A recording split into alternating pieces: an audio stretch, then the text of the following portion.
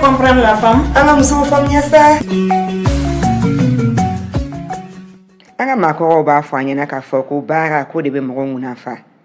Amba me ka foko bara langono te. Ko mo langono de be se ka kayino. Nanzoro ba foko le travail ennoblit l'humain. No etien bi. Mali bi ani mali sini. Obuna ke chugo jume parce que aminyi nga fo shifina kao barake balika cha ni barake lai. Façon minka anga pan, façon minka anga jo, façon minka anga aberetar la fin bela. Na jigibe aka siniye sigu ka na jigibe aka shifina kauka. Nulu ma wuli ka doke. Jamana be se ka tanye chugo jume. Ode ato bi anye ayese ka babu do sigi. Basa haklina korabe jamana kono. Aka chani san tanye bi. Ni haklina yin lajela folo hakli sigila ka fitini glan. Ka jate mine san shegi laboratoire kono. Aka kogo ide o kaseka fara nyonga kanye hakilina kaseka sigi nyonga kanye atiki ka so kana ke l'école so bayi l'école so mi bi na kelino ka kalamblon daele kalamblon mi ba ndege anga iu aula école classique be chuga amina ka klaka andege anga seka kogo aklila anga seka métier do fana dege walisa bi ma cinema iye bi kono bara so tare ima bi kono bara so tare ba samba do ka fo jamana te joni bi kono baga doyi ambe balo chugo jumeni senekala te anga sobo jo chugo jumeni masonte ama sigi photo ni chaise minu ka ni menezete abinyana bo chugo jume ambe courant ni électricité minu ndo anga sola ni électricité madla be ke chugo jume ama go be machine minu na ko branche anga l'hôpital la ama go be machine minu na ka nga nyoshin ama go be machine minu na ka nga gese uda ni mama so mi modla fama ntake kuma be ka sanga bo nazarala jamana betanye chugo jume oda to bi anye babu ke anga ni sigi ni fanga school ye ka kuma école nouvelle formule ani formation professionnelle be se ka dun chugo amina l'école la émission musoya jamkai mbe kuma siga tabuluka krene la musoka akew ani ukanyetaw abse kan la soro bilba FM ni bilba TV sans fait siwo siwiri so nega kanyeta katabla anyeta ani plala ota bay abse kan ga jawla je musoya page Facebook sans fait ni MUSOYA musoya ni comprendre la femme anga muso femme san musoya. Assalamu alaikum oni jo maka jo sabatika wodi ka bamba kudae ni anga mo la ka foli anga foli bo bela jele mama be kan tani watina Joliba FM Joliba TV ani radio la bonne nouvelle ambo befo ko wala nyimando bi aka babu be na kuma minka oye bolla bara nafa jamana joma muna ankelo no ka kalanga sanke gafe kalani na zarakana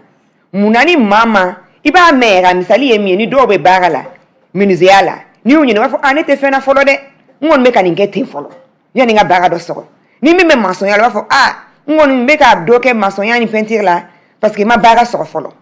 okuma pourquoi anyere bal na gosi maçon ya te baga iwa minuziala te baga iwa muna bange baga were na fa ka nga ndembla ni sraka amba ke nyugunto fo kuma da ka di dimsenu yede amani aw ma sa yede donc anye maminu wele kana maminu bolobe ala haklina bora maminu na kaseka kalansin ko ado mali demisonu ko kaseka kalansin ko ado mali jigiyaw ko oye Solomon Kulubali ni beba wele ko basolo ale de fanga school fondateur Solomon in Kulubali ambi foki wala nyimando sego ko obedi ça va bashi tawla ko do ma senge ko ni senge ko here alhamdulillah ambi foki wala nyimando fanga school pourquoi d'abord fanga school est anglais fanga est forcé bamanangana muna yeni moyi flata ka no nyona donc mbe kuma bayere fofolo yaninga kuma damine alimi akila soroka invité plateau kan et puis mbe awka télésona ka radio sumo bela jeni fo ni hakilla nyumayna ok fanga yere bamanankani do school o ya anglais donc fanga adamadena fanga fla de adamadena no ye adamadena yere ka farkolo fanga bi se ka doni tanimi ani ka hakili fanga donc ni fanga mi kuma hakili fanga de kan parce que farafina kalanko kono an mena ka baara kɛ ni farikolo ka fanga de mais an ma baara kɛ ni hakili ka fanga ye donc bi fanga skolo be kuma o de kan k'a fɔ baara ka kɛ ni hakili ka fanga ye voilà an bɛ se k'a fɔ ni fanga fila in na fanga n'o ye muscle ye ani hakili fanga je pense que hakili fanga bon muscle fanga limitelen no kojugu c'est à dire que muscle fanga ale ka danyɔrɔ ka surun kojugu hakili fanga bɛ se ka min ta muscle fanga tɛ se ka lo bakelen sara kelen ta o la donc ni mɔgɔ minnu ka base kɛra ni farikolo ka fanga ye olu bɛ kɛ jamana ye jamana minnu bɛ to duguma ka mɛn quoi i n'a fɔ an farafina finman jamanaw an b'o kan bi o kalanden fana bɛ masa de ko fɔ o de y'a to an y'a ɲini parents d'élèves dɔ fana ka kɛ studio kɔnɔ bi walisa hakilina min y'u bila bi ka Mali école privée b'a joli ko bɛɛ to yen ka faso ka école publique bɛɛ ye k'o to yen nɔ ka taa u den tɔgɔ sɛbɛn fanga school la Segu ka se k'a nin sira in don a kɔrɔ Abubakar Sidiki Sangare ni bɛɛ ko a ma ko fajala i bisimila alhamdulillah an b'i fo k'i waleɲuman dɔn merci beaucoup e ye parent d'élève ye ni bibi in na e den joli bɛ taa fanga school la den bɛ min kan ka taa fanga school la ɲina alhamdulillah a bɛ se maa 7 ma maa 7 tabarakala parce que e ye denbayatigi ye caman ye oui an tɛ don détail la o ye kuma wɛrɛ ye quoi mais an b'o fɔ kɔfɛ aw ye alhamdulillah ye e bɛna den 7 wɔɔrɔ de tɔgɔ sɛbɛnnen don ɲina mais 7nan tɔgɔ bɛna sɛbɛn octobre in mana daminɛ o fana bɛ fara jama kan mun na ye Bamako école bɛɛ ye ka to yen parce que e yɛrɛ tun sigilen don Bamako yan ka taa n'i ka denbaya ye ka t'i denw tɔgɔ sɛbɛn ni école fusaya la i somɔgɔw m'a fɔ Fajala est-ce que i ka kɛnɛ l'histoire yani n ka don kuma la n bɛ aw bɛɛ lajɛlen fo ka monsieur Kulubali yɛrɛ fo fanga school baarakɛla cɛman n'a musoman k'a bɛɛ fo a parents d'élèves bɛɛ lajɛlen k'u bɛɛ lajɛlen fo n bɛ ala wele a ka fɛn don an da min ye hɛrɛ ye a k'an bɛɛ kisi sitanɛ tɔɔrɔ ma ala ka jamana basigi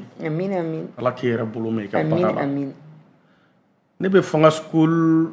kibaruya dɔ don min na a kɛra saison de ye ne ka du kɔnɔ tremblement de terre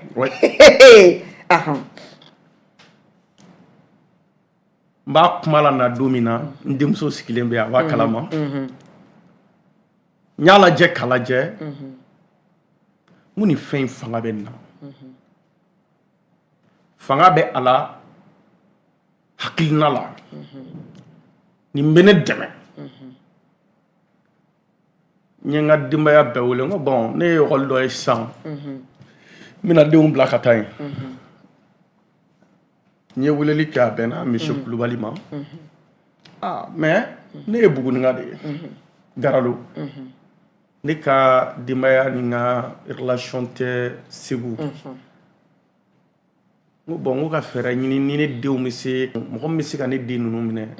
comme ne yɛrɛ ka baarayɔrɔ bɛ yan n musow bɛ yan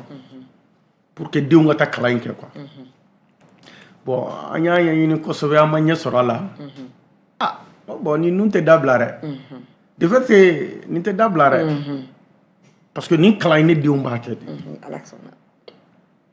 donc n ko n ka denbaya ma n ko bon n ko Segu lasigi latigɛra dɛ Buguninka kɛtɔ ka t'i sigi Segu ne wolola Bamako yan ka mɔ Bamako yan musow wolola yan ka mɔ yan n'i k'olu ma ko Segu lasigi latigɛra caman tɛ yɛrɛ de don kasi de tun bɛ yen yɛrɛ u tun bɛ kasi yɛrɛ de c'est vrai plateau baro tɛ dɛ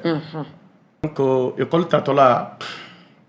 ne ye famille bɛɛ déménager mais u taara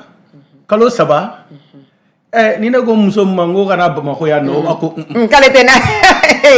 Segu janya ni Bamako ye non parce que olu yɛrɛ ye nafa ye école la ka tɛmɛ ne yɛrɛ kan tuguni comme i ye n ɲininka ko n ka famille kɛra cogo di ne dɔnnen don kosɛbɛ n ye jamatigi fana de ye Bamako yan bɛɛ ko ko fa bɛ nin cɛ in na bɛɛ bɛ jamana jɔ koyi ouais parce que ni histoire lajɛ a fɔra ko fa bɛ maa la o de ye mɔne bɔ voilà parce que quand tu prends un objectif il faut tout faire pour l'atteindre ne y'a ɲɛf'u ye mais kalo saba u y'a ye olu yɛrɛ den bɛɛ bɛ ka yɛlɛma u denw ka niveau yɛlɛmana denw ka compétence yɛlɛmana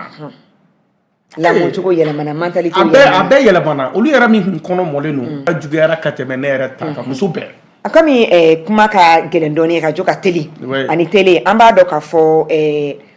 logement ko gɛlɛya so ko gɛlɛya y'i bila Buguninga an b'o fo dɛ parce que an bɛ deli ka min fɔ an b'a fɔ cɛ Buguninga y'a dabila sa i tɛ passé i den tɛ passé o tɛ tiɲɛ ye dɛ Sangare y'a preuve concrète de k'a fɔ Buguninga hakili bɛ bɛɛ de la parce que e tun bɛ se ka soni fitinin jɔ k'i ka denbaya k'a kɔnɔ mais i y'a kɛ soba ye ka internat yɛrɛ jɔ k'a di fanga school ma pour que ni soma minnu fana jigiyɔrɔ t'u la Segu voilà mun na m'o kɛ parce que nafolo don dɛ ni mɔgɔ y'a yɛrɛ filɛ i bɛ maa wɛrɛ faamu quoi fɛn minnu ye kelen ye kuma dɔ la hadamaden mɔgɔ ma koba dɔ daminɛ fo dɔ kana k'a fɛnɛ dɛmɛ quoi maa kelen tɛ se ko la ne taara sɔrɔ fanga school min jɔra a jɔra jɔ cogo min na fɛn min b'a kɔnɔna la min ta don ne b'a dɔn a tɛ dɛrɛmɛ sɔrɔ la pour le moment kɔni oui ne den caman bɛ yen a ma dabɔ wari kama quoi a y'a dabɔ idéologie min kama o kɛra sababu ye ne y'o nafa sɔrɔ donc à mon tour ale b'o min na ne b'a dɔn o ka bon kojugu ale tɛ se k'a fɔ k'a b'a to o chantier kan ka sɔrɔ o ma se a kuncɛ la peut-être k'a bɛna ne ye min kɛ nin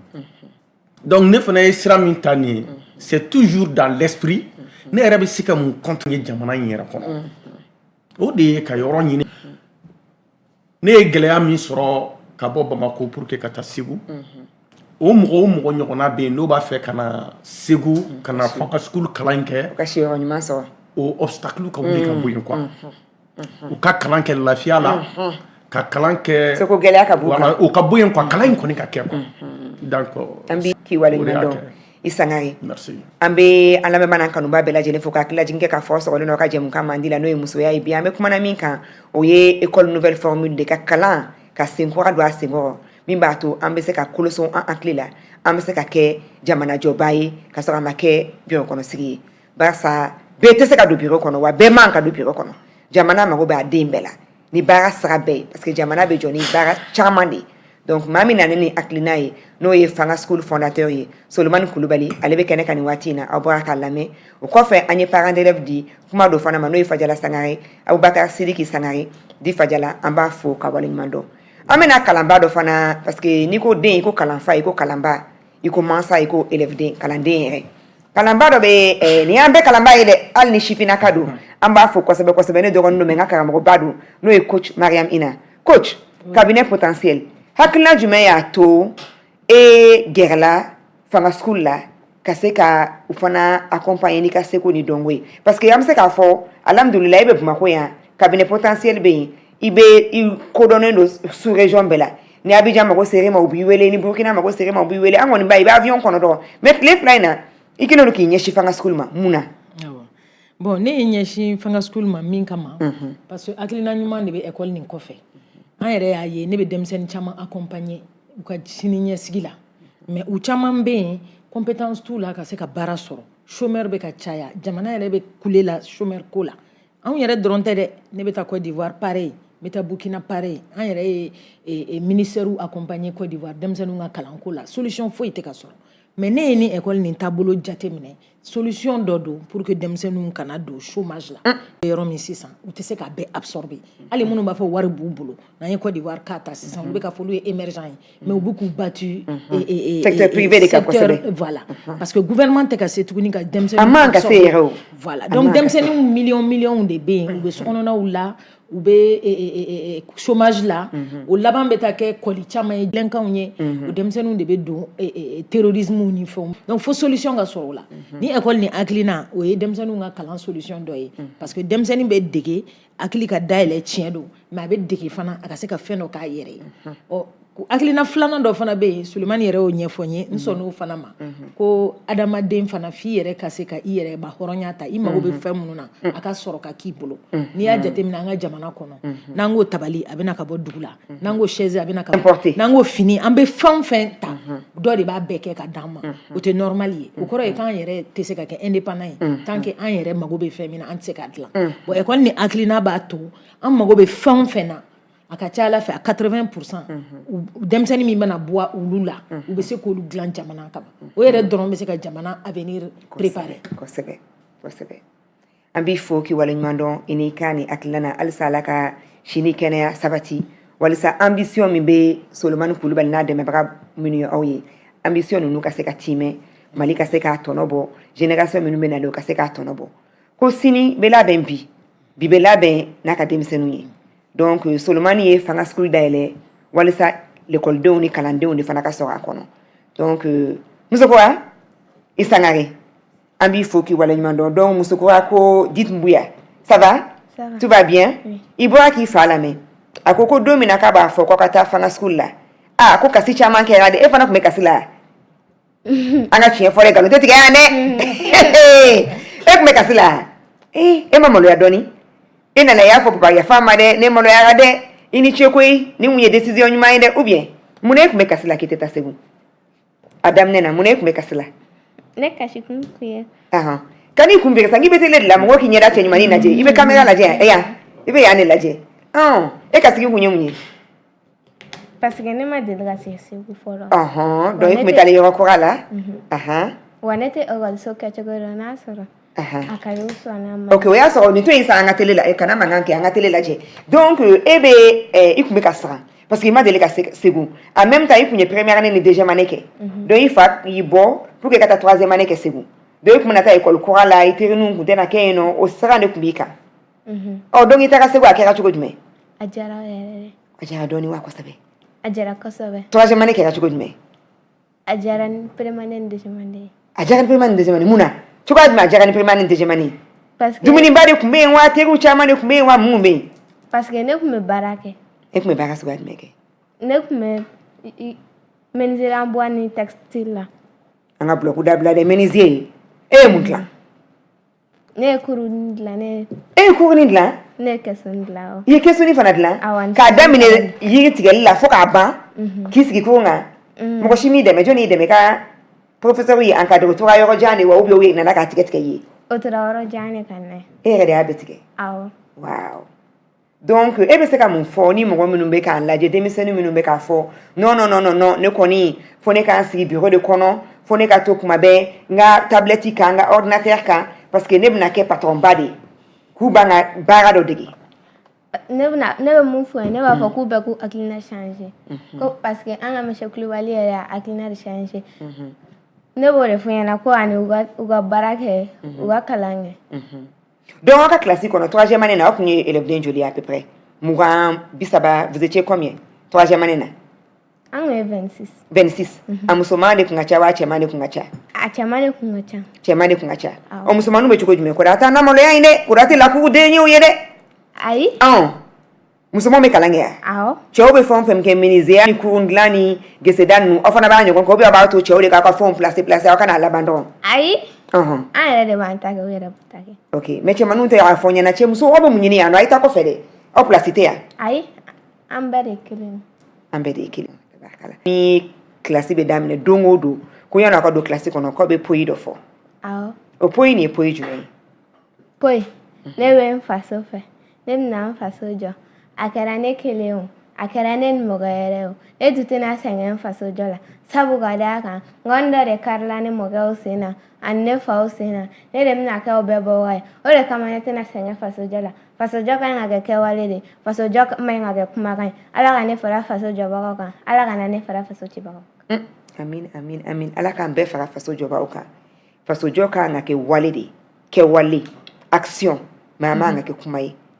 poyi ni e ye mun faamuya la ni ma kana réciter dɛ e bolo a leçon ye mun ye leçon jumɛn b'a kɔnɔ ladilikan jumɛn bɛ poyi in kɔnɔ ko an m'an faso fɛ an bɛna an faso jɔ a kɛra an kelen a kɛra mɔgɔ wɛrɛ an kana olu si lajɛ an bɛɛ ka hakilina fara ɲɔgɔn kan kasega anga faso jɔ donc e muso kura e bɛna fara faso jɔbaw kan awɔ ne bɛna fara faso jɔbaw kan alhamdulillah donc ni se a bɛna kɛ gesedala ŋana de wa ka Mali bɛ habillé k'an ka l'armée habillé an ka faamaw forces armées maliennes parce que olu bɛ tenue min don bi a bɛɛ bɛ bɔ donc e bɛna mun de kɛ ou bien e bɛna kɛ dɔgɔtɔrɔba de ye ne bɛna kɛ gesedala baara de ka pour que ka fasodenw jamaw bɛɛ labɛn n ka fini na ni mɔgɔ min ko ko muso kura geseda fana 21e siècle e muso kura geseda mɔgɔ bɛ taale fusée ni fɛnw na tuma min na e bɛ geseda dɔrɔn de kɛ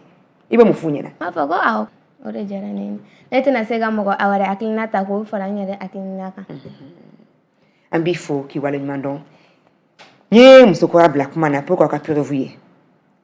a k'a dɔn k'a fɔ baara min bɛ ka kɛ parce que n'an caman sigilen don an ka tɔntininw na ni cɛw b'u ka gɛrɛn na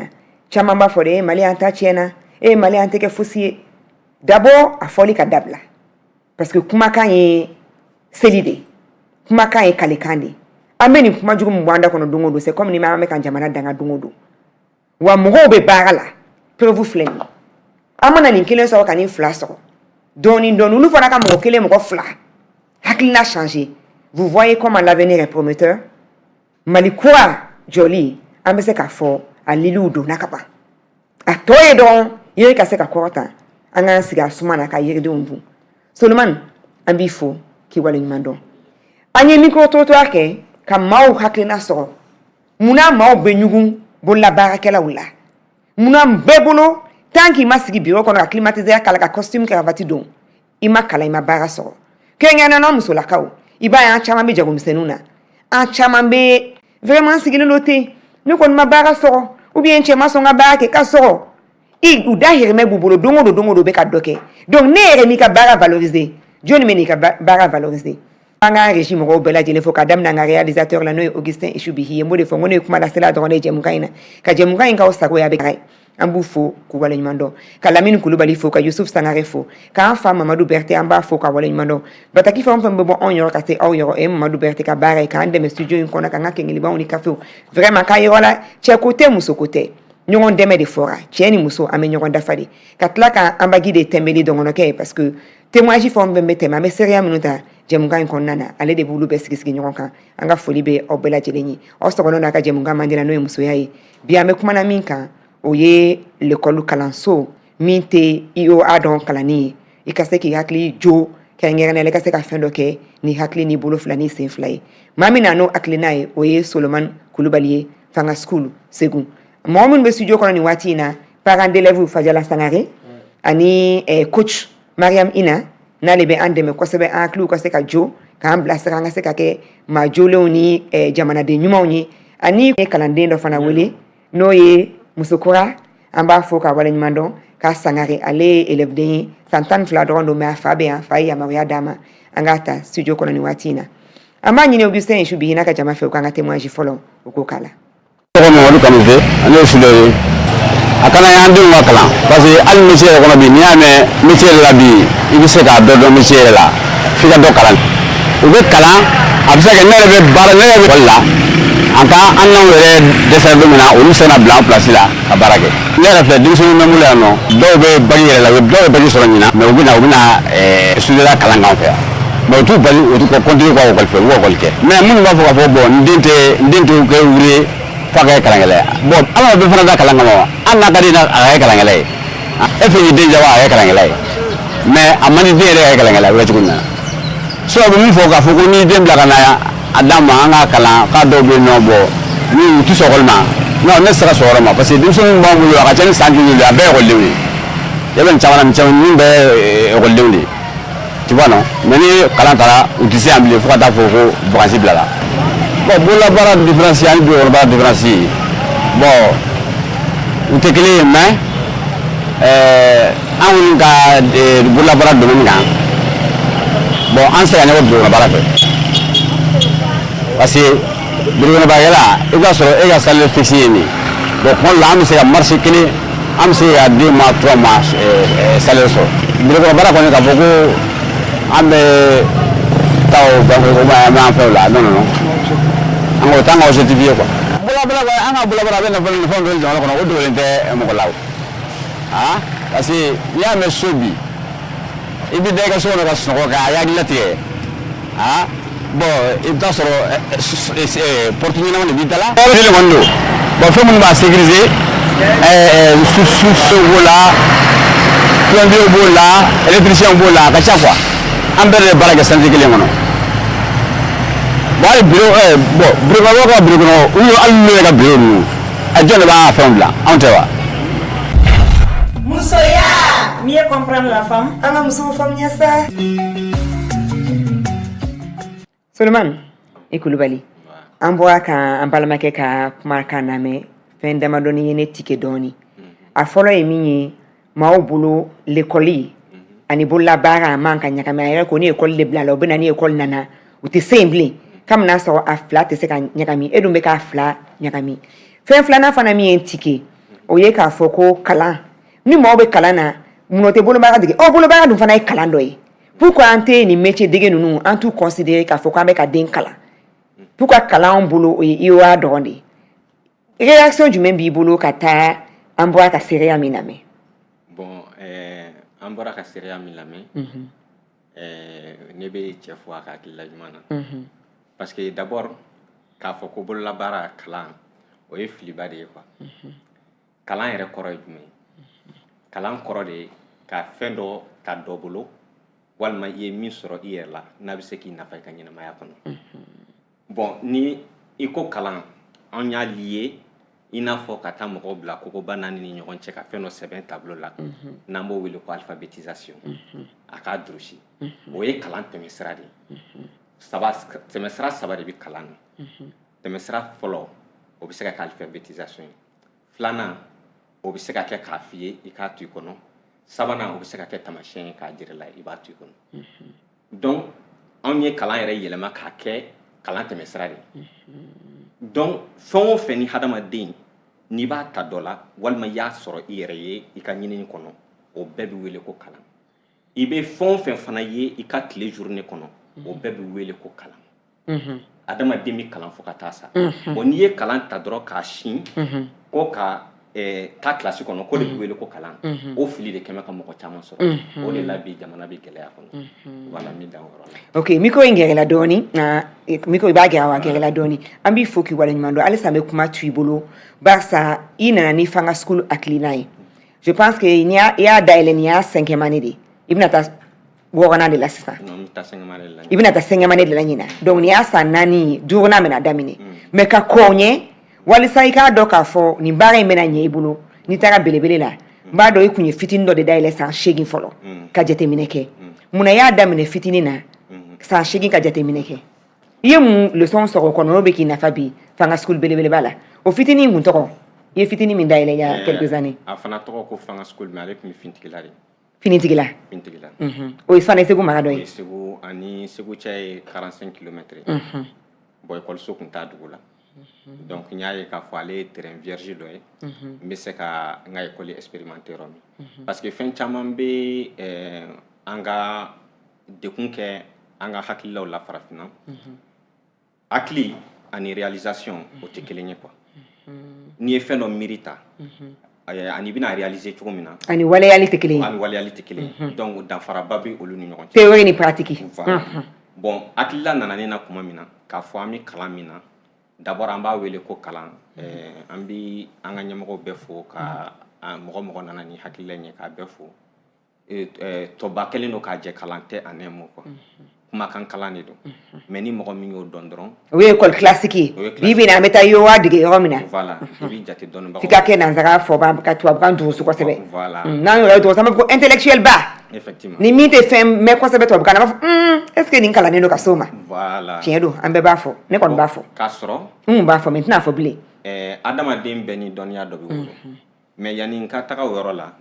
n ye recherche de kɛ fɔlɔ yanni n ka école fɔlɔ in dayɛlɛ est ce que ni mɔkɛw yɛrɛ Mali la yan u delila ka fɛn jujɔw yɛrɛ ye diɲɛ ma deli ka min jira u la fiyewu yanni u ka nansara dɔn n ye san 3 fɔlɔ de kɛ k'olu fɛnw ɲini ka taa sɔrɔ fɛn 40 bi yani esclavage ka daminɛ yani larabu ka daminɛ farafinw yɛrɛ tun bɛ balo cogo jumɛn an nana sɔrɔ ala an ka fini misalala n bɛ dan o kelen dɔrɔn na n ye ɲinini kɛ ka taa so ma an ka mɔgɔ fɔlɔ ye fini fɔlɔ don Mali la yan san 2000 yanni Jésus ka wolo n m'a fɔ Mohamed 2000 avant la naissance de Jésus Christ. O tɛ san ba naani parce que an bɛ san 2000 de la sisan ba wɔɔrɔ ni kɔ sisan. Voilà. Donc u ye fɛn caman développé bon min minan kelen dɔrɔn fana fɔ ka dan ye ni balani bi quoi diɲɛ kɔnɔ maa si ma se k'ale instrument ɲɔgɔn dilan min kelen kelen bɛɛ bi son kelen di min ni min tɛ tugu ɲɔgɔn na. Balani chance bɛɛ y'a lajɛ ale est unique dans le monde entier. Sikasokaw ka balani. Oui. Allahu akbar. Mais ça a été réfléchi au Mali. O ye science ye. O ye science ye. Bon bi nana o dɔn ka na fo fɛn 40 ma n ko bon donc kalan in de nana ni fili ye. N'an bɛ nin lagosi. Voilà. Mais pour que bi kun b'anw sɔrɔ anw filɛ studio min kɔnɔ appareil bi yan n'anw kun tora an ka mɔgɔw ka kalan sira in kan bi kun b'a sɔrɔ ni appareil bɛɛ kun ye Mali yɛrɛ ta ye a kelen ma bɔ kɔfɛ jamana kan. N dalen don la. Voilà. Mais directement ko bon est ce que a bilama a bɛna sabati wa t'a lajɛ donc o de nana ni fintigila ta ye k'a demander u ka dugutigi fɛ ka ekɔliso jɔ mais kalan in ye san 3 sɔrɔ ekɔliso la yen yɔrɔ la dugu in na a ye dugu yɛlɛma pewu. Mais a daminɛ na finitigilakaw tun bɛ cogo jumɛn k'a fɔ Suleman anw denw tɔw bɛ UOA de kalan na e bɛna i ta in kɛ cogoya min na menuisier ni fɛn anw t'o fɛ dɛ. U m'o fɔ. Kalan yɛrɛ de kun t'olu yɛrɛ fɛ yen. L'école kun ma dayɛlɛ. L'école yɛrɛ de kun. Mais i ta ye dayɛlɛlen o ma ɲugun a la fɔlɔ a daminɛ na ou bien o y'a faamuya yɔrɔnin kelen. Non parce que mɔgɔ bɛ ɲugun fɛn na n'i m'a faamu quoi. Parce que anw ka kalan in kɔnɔ a t'i n'a fɔ misala la k'a tigi bɛ kɛ menuisier de ye don dɔ la k'a bɛ taga yiri de genge. O b'a kɔnɔ mais c'est une phase a bɛna industrialiser de. Mais i ye technologie fɛn o fɛn ye a bɛɛ bɛ daminɛ ni base. Fitinin de fɔlɔ. Bon ni base yɛrɛ tɛ adamaden na a bɛna fɔ an filɛ so dɔ sanfɛ sisan ni a ka fondation kun t'a kɔrɔ. A bɛ suɲɛ n'an ye Ala k'an kisi o ma. Bon Mali bɛ fɛ k'a ka kalan kɛ o de la caman bɛ k'a ye k'a fɔ ko a bɛ ka bolola baara dege denmisɛnninw kunna i tɛ se ka kɛ ingénieur yɛrɛ de ye tubabuw ka ingénieur fɛn fɛn tɛmɛna lawale la a bɛɛ tɛmɛna nin sira de fɛ mais anw bɛ fɛ ka étape dɔ de sauter o tɛ se ka kɛ. O tɛ se ka kɛ. Donc c'est raison pour laquelle ne tɛ sɔn mɔgɔkɔrɔba tali ma ne bɛ denmisɛnnin fitinin ta pour k'a ka étape bɛɛ suit parce que fɛn bɔra cogo min a nana cogo min yɛlɛma donna a na cogo min na mɔgɔ kan ka nin bɛɛ de dɔn o de ka fisa hakili ma o de b'a to hakili fana bɛ na ni innovation kura ye k'a fɔ bon ne ye nin bɛɛ ye mais nin b'a jɛ. An bɛ se k'a fɔ a misali yɛrɛ ye min ye bi in na caman b'a fɔ ko Bill Gates ordinateur mais n'i ye Bill Gates ka denmisɛnya lajɛ a y'a fa ka garage de yɛlɛma ka fɛnw bɛ sigi sigi ɲɔgɔn kan k'a démonter ka fɛnw jateminɛ u b'a brancher ani Steve Jobs o fana ko k'ale kelen y'a kɛ mais Steve Jobs kun fɔrilen tɛ ka Bill Gates bɔ mais Steve Jobs kun ka kegun donc ale taara ingénieur a denmisɛnnin teri minnu kun fɔrilen don mécanique la ale bɛ n'u superviser parce que ale bɛ se wari ɲini na mais u bɛɛ y'a daminɛ fɔlɔ de concrètement n'u tɛgɛ fila ye ka fonctionnement faamuya ka sɔrɔ ka kɔkɔ sisan ka taa waritigiw ɲini u ka se ka industrialisation daminɛ. Effectivement y'a faamu. Ok. Mobili fɔlɔ minnu dilanna numuw de fana y'o dilan soudeur de y'a dilan mais a bɛna fɔ échelle artisanale bɛ yen ani échelle industrielle bɛ yen ça veut dire que i ye an filɛ fɛn o fɛn kunna i n'a fɔ studio kɔnɔ ou bien diɲɛ kɔnɔ a daminɛna échelle artisanale de la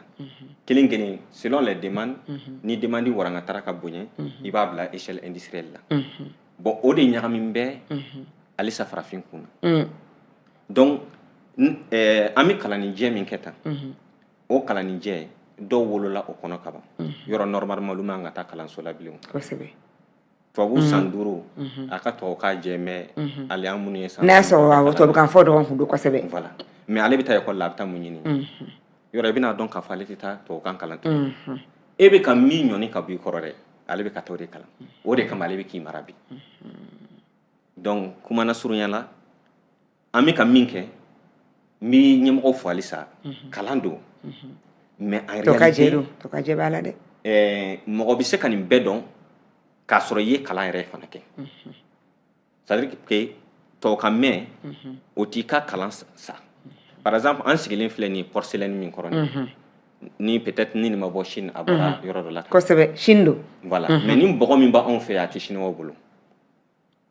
mais chinois bɛ nin conteneur min bila ka na farafinna c'est des centaines de millions n'o y'a carreaux ye awɔ a n'a lavabo a n'a ɲɛgɛnw chaises anglaises tout ça bon denmisɛnnin min n'a sera nin dilanni na fɔlɔ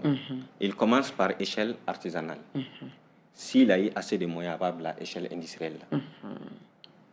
Dɔɔni tɛ tɔtɔko la Voilà. an b'i fo k'i waleɲuman dɔn aw sɔgɔlen don a ka radio mandi la n'o ye Joliba FM ye minnu bɛ k'a lajɛ fana Joliba TV News ka foli belebele bɛ aw ye aw minnu bɛna an ta radio la Bonne Nouvelle sanfɛ barisa aw b'a dɔn k'a fɔ Église catholique ka radio so ne ye la Bonne Nouvelle ye 96.6 mardi o mardi aw ka jɛmukan bɛ tɛmɛ a kan à partir de 18h30 bi bamu bɛ bin kan o ye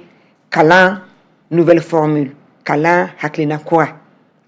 ka IOA dege n'o ye alphabétisation ye ka tila ka métier dege pour que ka se ka i yɛrɛ nafa ka se ka jamana nafa barisa an b'a dɔn k'a fɔ bi an bɛ don min na ko bi n'i ye Mali économie lajɛ min bɛ bɔ kɔ kan maa wɛrɛw ka fɛn dilannen o de ka ca ni min bɛ dilan Mali la est-ce que fɛn yɛrɛ bɛ dilan Mali la ne y'an sigi k'an miiri an k'o jate minɛ donc maa min na ni hakilina ye fanga school Solomani Kulubali an bɔra k'ale de lamɛn hakilina min y'a bila nin na a filɛ k'o de ɲɛfɔ mais an b'a dɔn k'a fɔ maa kelen tɛ se k'o la Solomani fana dɛmɛbaga caman de bɛ a la a dɛmɛbaga jɔnjɔn dɔ fana ye coach Mariam Ina ye Mariam Ina il y a peut-être 1 an même i delila ka message dɔ bila mais o ye message in tigɛ an ye min ye kosɛbɛ a TikTok n'a Facebook kan i ko baara bɛ Mali la baarakɛla de tɛ Mali la dɔw y'a faamu dɔw m'a faamu hakilina jumɛn y'i bila ka nin fɔ ko baara bɛ Mali la baarakɛla de tɛ yen hakilina min ye n bila ka o kuma fɔ c'est que don o don an mago bɛ fɛn caman na minnu kɛbaga tɛ sɔrɔ denmisɛnnin dɔw sigilen don olu b'a fɔ baara tɛ yen mais fɛn 100 de bɛ yen an nafalanw don mais u tɛ se ka wuli k'o kɛ an ye minnu fɔ o bɛɛ b'a la i ka bureau kɔnɔna na i mago bɛ mɔgɔw la minnu kan ka fɛn caman kɛ i b'a ɲini a baara kɛ cogo ɲuman i t'a sɔrɔ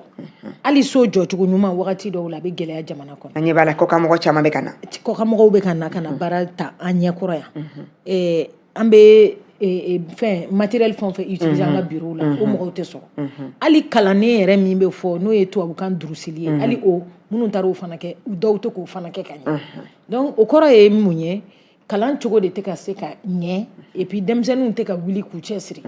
donc il faut que hakilina de fana ka falen parce que an ka denmisɛnninw ko n'u bɛ wali baara la u ka n'u cɛsiri a baara ma parce que u ta tɛ u kɔrɔtɔlen bi ko bɛɛ la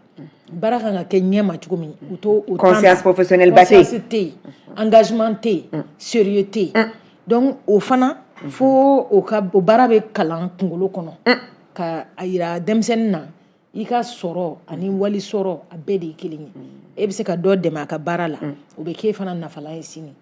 n'o tɛ k'a fɔ ko baara tɛ jamana in kɔnɔ foyi ma kɛ jamana min kɔnɔ hali 10% ma kɛ a bɛ se ka fɔ cogo di ko baara t'o o jamana kɔnɔ tout est à faire donc o bɛɛ fana o de kama Sulemani ka hakilina diyara n ye parce que denmisɛnninw sigilen don k'u miiri k'u bɛna min sɔrɔ dɔw yɛrɛ tɛ u b'a fɛ gouvernement de k'u ta u ka t'u sigi bureau kɔnɔ ka sɔrɔ fɛn caman de bɛ yen min bɛ se ka kɛ hali ɲaman bɛ fɔ bi ko ɲaman bɛ Bamakɔ an ta na an bɛ ɲamanw kɛ cogo di denmisɛnnin dɔw yɛrɛ bɛ se ka wuli ka ɲaman trier dɔrɔn ka valoriser pour que k'u da hirimɛ sɔrɔ donc baara 100 de bɛ yen min kan ka kɛ min tɛ ka kɛ n b'i fo k'i waleɲuman dɔn hakilina jigi kelen k'a fɔ conscience professionnelle an bɛ ziiri dɔ fana mɛn a bɛ to ka tɛmɛ kosɛbɛ réseaux sociaux kan waritigi dɔ k'an ka kɛ sisan nɔ Sangare ye internat jɔ mais Sangare tun y'a confier maçon dɔ de la k'a fɔ nin so in a jɔ mago bɛ a la mais maçon y'a kɔnɔna juguya kɛ n'a fɔ a ka ciment 1 tonne san a bɛ demi tonne san n'a fɔ a ka cɛncɛn min k'a la a b'o tilancɛ k'a la ka so jɔ k'a ban ten ka na ko patron so banna tile filɛ nin ye a ko k'a m'a mɛnna baara la ɲɔgɔn fɛ san 40 an bɛ ɲɔgɔn bolo an si bɛ ka jɛ ne tun b'a fɛ ka so de jɔ ka d'i ma a t'a kɛ i ka so filɛ o y'a sɔrɔ a y'a kɔnɔna juguya kɛ jɔn perdura n'ale n'a ka denbaya donna kan a bɛna hokutu jɔnni kan ale yɛrɛ donc n'i bɛ ko o ko kɛ i t'a kɛ mɔgɔ ye i b'a kɛ i yɛrɛ de je pense que vraiment fanga school hakilina a diyara ne ye kosɛbɛ kosɛbɛ o de y'a to n k'a ka na bi an ka masala mɔgɔw ka fara an kan ka nin kuma in jɛnsɛn soma caman ka bɔ a kalama an ka taa an denw tɔgɔ sɛbɛn nin école la jamana ɲɛmaaw yɛrɛ ka bɔ a kalama ale ye expérience min kɛ 8 ans jamanaw fana ka gɛrɛ a la seko ni dɔnko bɛ yen an ka commencer ka nin modèle bila an ka capitale régionale bɛɛ kɔnɔ foli ni kanu bɛ di aw ma kɛrɛnkɛrɛnnenya la minnu bɛ k'a lamɛn Facebook kan ka lajɛ Facebook la nin waati in na musoya page ye MUSOYA k'a ɲini aw fɛ a ka jɛmukan ye a ka aimer ka partager kosɛbɛ bɛɛ hakilina kan ka fali kɛrɛnkɛrɛnnenya mansaw parce que denmisɛnninw tɛ se k'u yɛrɛ bila sira kan anw de b'u bila sira kan mais ni mansa yɛrɛ ma kɔa a hakili la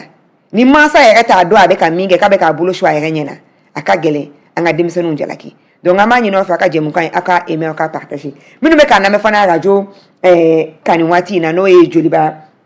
FM ye an bɛ Abubakar Traoré n'an bɛɛ ko a ma ko Garambe ale de bɛ nɛgɛ kɛrɛfɛ jogo la nin waati in na foli belebele bɛ a ye k'a ɲini minnu bɛ k'an lamɛn minnu bɛ k'an filɛ n'u b'a fɛ ka batigiw bila ka na ka ɲininkali tɛngu an ka bi maa welelenw na n'o ye Ba Solomani Kulubali fondateur Fanga School, Fadela Sangare parent d'élèves, coach Mariam Ina ale ye accompagnatrice de l'école ye ale bɛ an dɛmɛ ani élève dɔ fana bɛ yan n'o ye kalanden dɔ ye n'o ye Musokura Sangare ni maa minnu b'a fɛ ka ɲininkali tɛngu an na walima ka bataki bila ka na u bɛ se ka kɛ 60 82 29 29 60 82 29 29 70 30 60 30 60 82 29 29 70 30 60 30 ni sɔnni sera ni ala sɔnna min nɛgɛjuru sira b'o labila an ka taa n'an ka témoignage filanan ye yan'an ka kuma di Fajala fana ma. Bintu Fofana ye bon ne hakilina na bololabaara nafa ka bon kosɛbɛ bololabaara nafa ka bon ka a sabu kɛ jumɛn ye muso n'i bɛ cɛlasigi la a nafa y'o fɔlɔfɔlɔ yɛrɛ ye parce que n'i bɛ cɛlasigi la i ka dépense bɛɛ tɛ se ka da cɛ kunna i bɛ se ka i yɛrɛ défend a dɔw la a nafa y'o ye ani warimisɛnnin ko taw fanfɛla fɛ a ka di ne ye ne den ka bololabaara kɛ parce que n'a ye bololabaara kɛ don dɔ la a bɛ se k'a nafa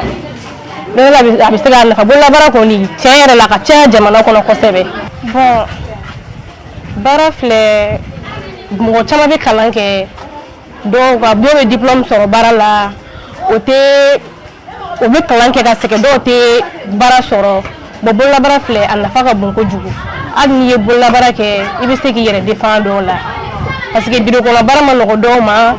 dɔw yɛrɛ t'a sɔrɔ yɛrɛ u bɛ kalan kɛ ka sɛgɛn dɔw t'a sɔrɔ donc n'i bɛ bololabaara kɛ a bɛ se k'i nafa caman ɲɛ i ye jabida nin kɔni tiɲɛ yɛrɛ la ne kɔni ma gɛlɛma sɔrɔ a la ne dora la baara daminɛ a ma nɔgɔ n'i ye baara kɛ o yɔrɔ misigi dɔɔni i bɛ nafa sɔrɔ a la tiɲɛ yɛrɛ la ne kɔni bɛ yɔrɔ la bi ne nafa sɔrɔ a la hali k'a dan warimisɛnnin ma kuma dɔ yɛrɛ warimisɛnnin sɔrɔ i b'i yɛrɛ dɛmɛ i bɛ fɛn caman sɔrɔ i bɛ fɛn caman san n'a ye i tɛ sigi mɔgɔ la wa mɔgɔ deli a bɛ nɔgɔya i bolo kuma bɛ mɔgɔ deli n'i bɛ baara nin na i bɛ nafa sɔrɔ a la maya. Musoya mieux comprendre la femme. an ka musow faamuya sa. Fajala i Sangare an b'i fo k'i waleɲuman dɔn denmansa ye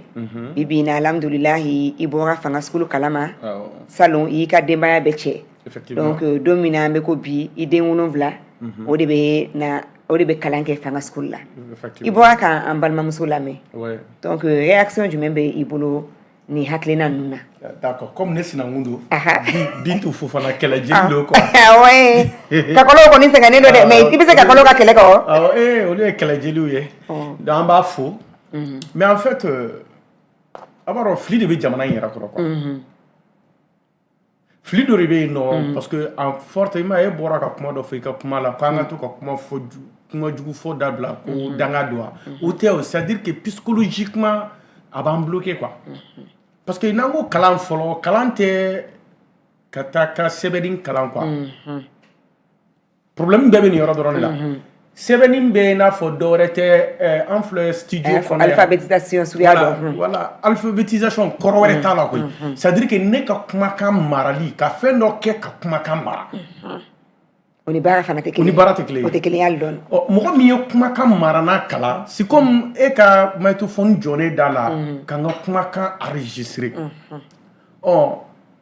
yanni o ka na sigiden dɔw bɛ yen nɔ o ye bɛnkan ye ka kumaw siri ɲɔgɔn na pour que ne ka kumakan k'a mara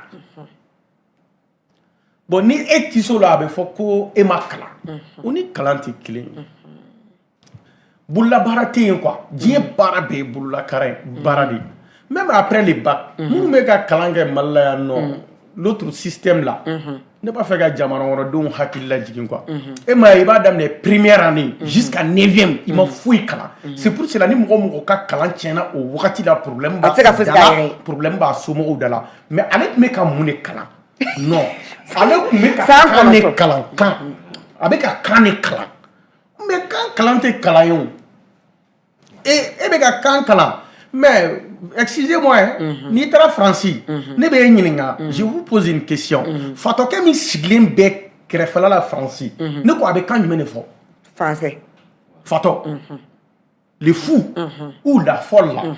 Donc on veut français des fois. Ah d'accord. Donc il m'a naïe k'a fɔ ko kan tɛ dɔnni ye quoi.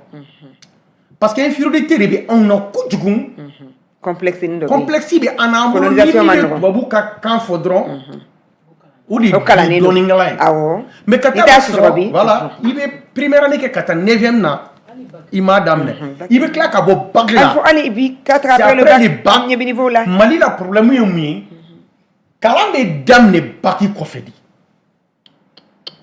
Métier dege ni yɛrɛ balo. I bɛ bac kɔfɛ i bɛ ka taa baara de kalan. I bɛ ka taa baara de kalan. C'est un peu tard. C'est ça la réalité. C'est un peu tard. C'est-à-dire que bac de kɔfɛ i bɛ ka taa baara kalan. Ni sisan tɛ actuellement système yɛlɛla avec le système LMD. Ne yɛrɛ ka yɔrɔ la parce que n y'a f'i ye ne yɛrɛ ye association dɔ ɲɛmɔgɔ ye. Ne bɛ a ɲɛfɔ mɔgɔw ye tan ka caya. U t'a faamu quoi. C'est-à-dire que e m'a ye u bɛ tila u bɛ na ko maîtrise bɛ n bolo. Mais an ka maîtrise kɔrɔ bila bamanankan na tan. Maîtrise kɔrɔ. Qui y a en donnant N y'a dɔn ne Ngana. Awɔ, i y'a dɔn ngana. I y'a maîtriser. N y'a dɔn fo k'a dɔn. E filɛ nin min na e ye nin dɔn fo k'a dɔn na kari. Ayi halisa an ye degeden. Degedenw don. I b'a kɛ. Ɔ mais anw fɛ yan e k'a jateminɛ maîtrise b'u bolo. Baara min yɛrɛ la hali ni jamana yɛrɛ ko k'a b'u ta jamana b'a fɔ k'a bɛ taa stage k'u kɛ. Fɔlɔ. O tuma nkalon tigɛra. Maîtrise tɛ yen. Kan min bɛ k'a fɔ an tɛ k'o de faamu quoi. I taara baara min kalan e t'a dɔn de. Donc baara kalanni fanga school la a bɛ ka kɛ cogo min na nin de don ne balimamuso bɔra ka min fɔ ko bolola baara ou bien ko o ni kalan nin de ye mɔgɔw tromper parce que pourquoi mun nana ni o ye minnu bɛ sanfɛ quoi n'u bɛ système de bureaucrate la n'u bɛ bureau kɔnɔna la olu diyagoya olu b'u yɛrɛ valoriser de i bɛ hakili to a bɛ i n'a fɔ ne ye madarasa kɛ d'abord ne bɛ se ka n yɛrɛ kɛ karamɔgɔ ye sisan parce que n bɛ se ka kuranɛ kalan yen n bɛ arabukan f'i ye nin bɛ anw yɛrɛ de la quoi c'est comme ni ne nana hali ka ala ta fɛ yen sisan farafin an ka kan in na sisan N tɛ da la. i tɛ ne jate F'i ka arabukan sɔgɔ. mais ni ne k'i ma ya ayyuhallazina amanu inna Allah ma fɔ si. e bɛ siran ye Sangare kalannen don koyi. voilà donc vous voyez un peu Mystifié. voilà donc o dɔrɔn quoi ka taa ma sɔrɔ dɔwɛrɛ tɛ kan tɛ dɔwɛrɛ ye an ka ɲɔgɔn faamu kala mais baara kalan na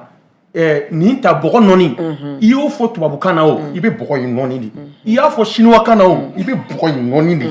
i y'a fɔ américain na o i bɛ bɔgɔ in nɔni ni I ka action dege o ka fisa ni kumakan mɛnni ye o de ye baara ye f'an ka nin de faamu. Ok, nin diyara n ye kosɛbɛ waati kɔgɔlen don dɔɔni an b'a ɲini an lamɛnbaaw n'an kanuba bɛɛ fɛ u ka to an bɛ deuxième partie fana na ka taa halisa ni hakilina fanga school hakilina ye et concrètement a bɛ kɛ cogo jumɛn o la fana mɔgɔw n'i b'a fɛ k'i den tɔgɔ sɛbɛn fanga school la i b'a kɛ cogo jumɛn est ce que année scolaire min bɛna daminɛ le 2 octobre c'est déjà trop tard e ye den mansa ye i ni denmuso musokura cɛɲumani hakili dumani la future tisserande de bɛ fɔ tisserande musoman ye jumɛn ye geseda la an k'a fɔ bamanankan na parce que i tɛ tisserand musoman dɔn. Mais ni mana taga fanga sugu la fo k'a laban ni bɛna industrie de. Bien sûr industrie de textile kɛ a y'o de fɔ a bɛna industrie mais geseda n'a ko geseda mɔgɔ b'a lagosi mais ale kan bɛ geseda usine de ma k'a daminɛ an ka kɔri bayɛlɛmali la ka na kɛ gari ye ka tila k'a don machine kɔnɔ finiw bɛ bɔ a mètre million mètre donc vraiment musokɔrɔba an bɛ tila ka na kuma d'i ma mais munna e m'a fɔ ko nin ye muso dɔrɔn de ye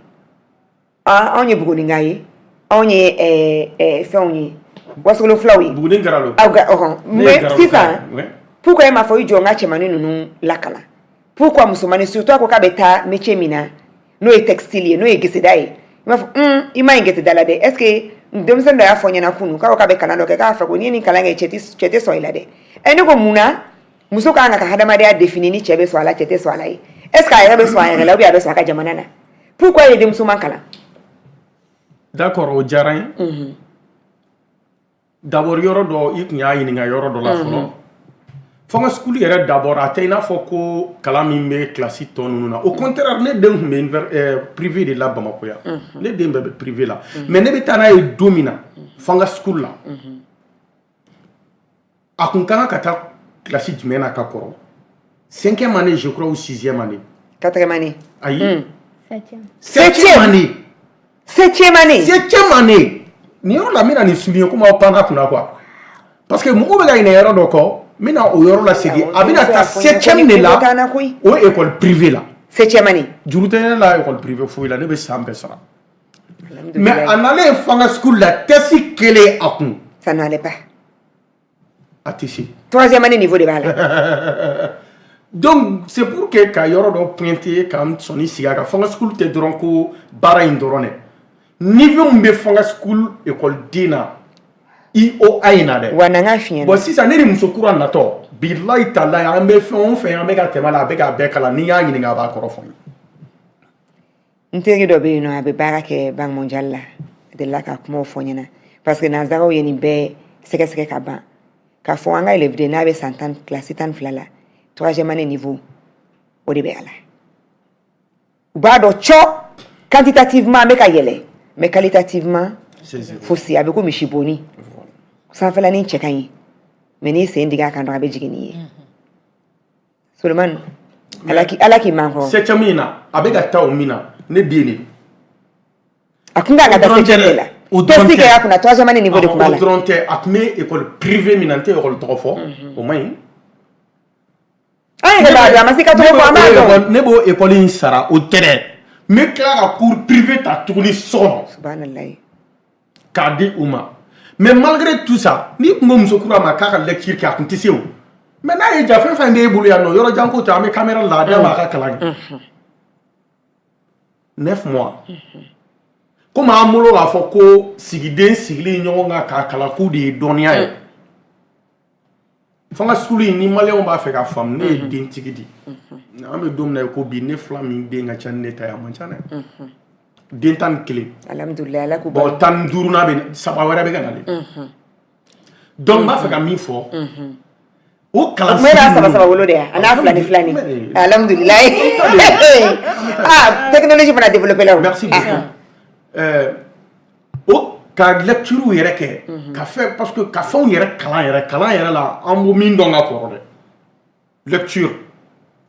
ni e ye fɛn fɛn di muso kura ma sisan a bɛ se k'a bɛɛ kɛ parce que n'i y'a mɛn e bɛ leçon ta n bɛ leçon yɛrɛ bisi fɔlɔ k'a durusi n bɛ se k'a kalan de o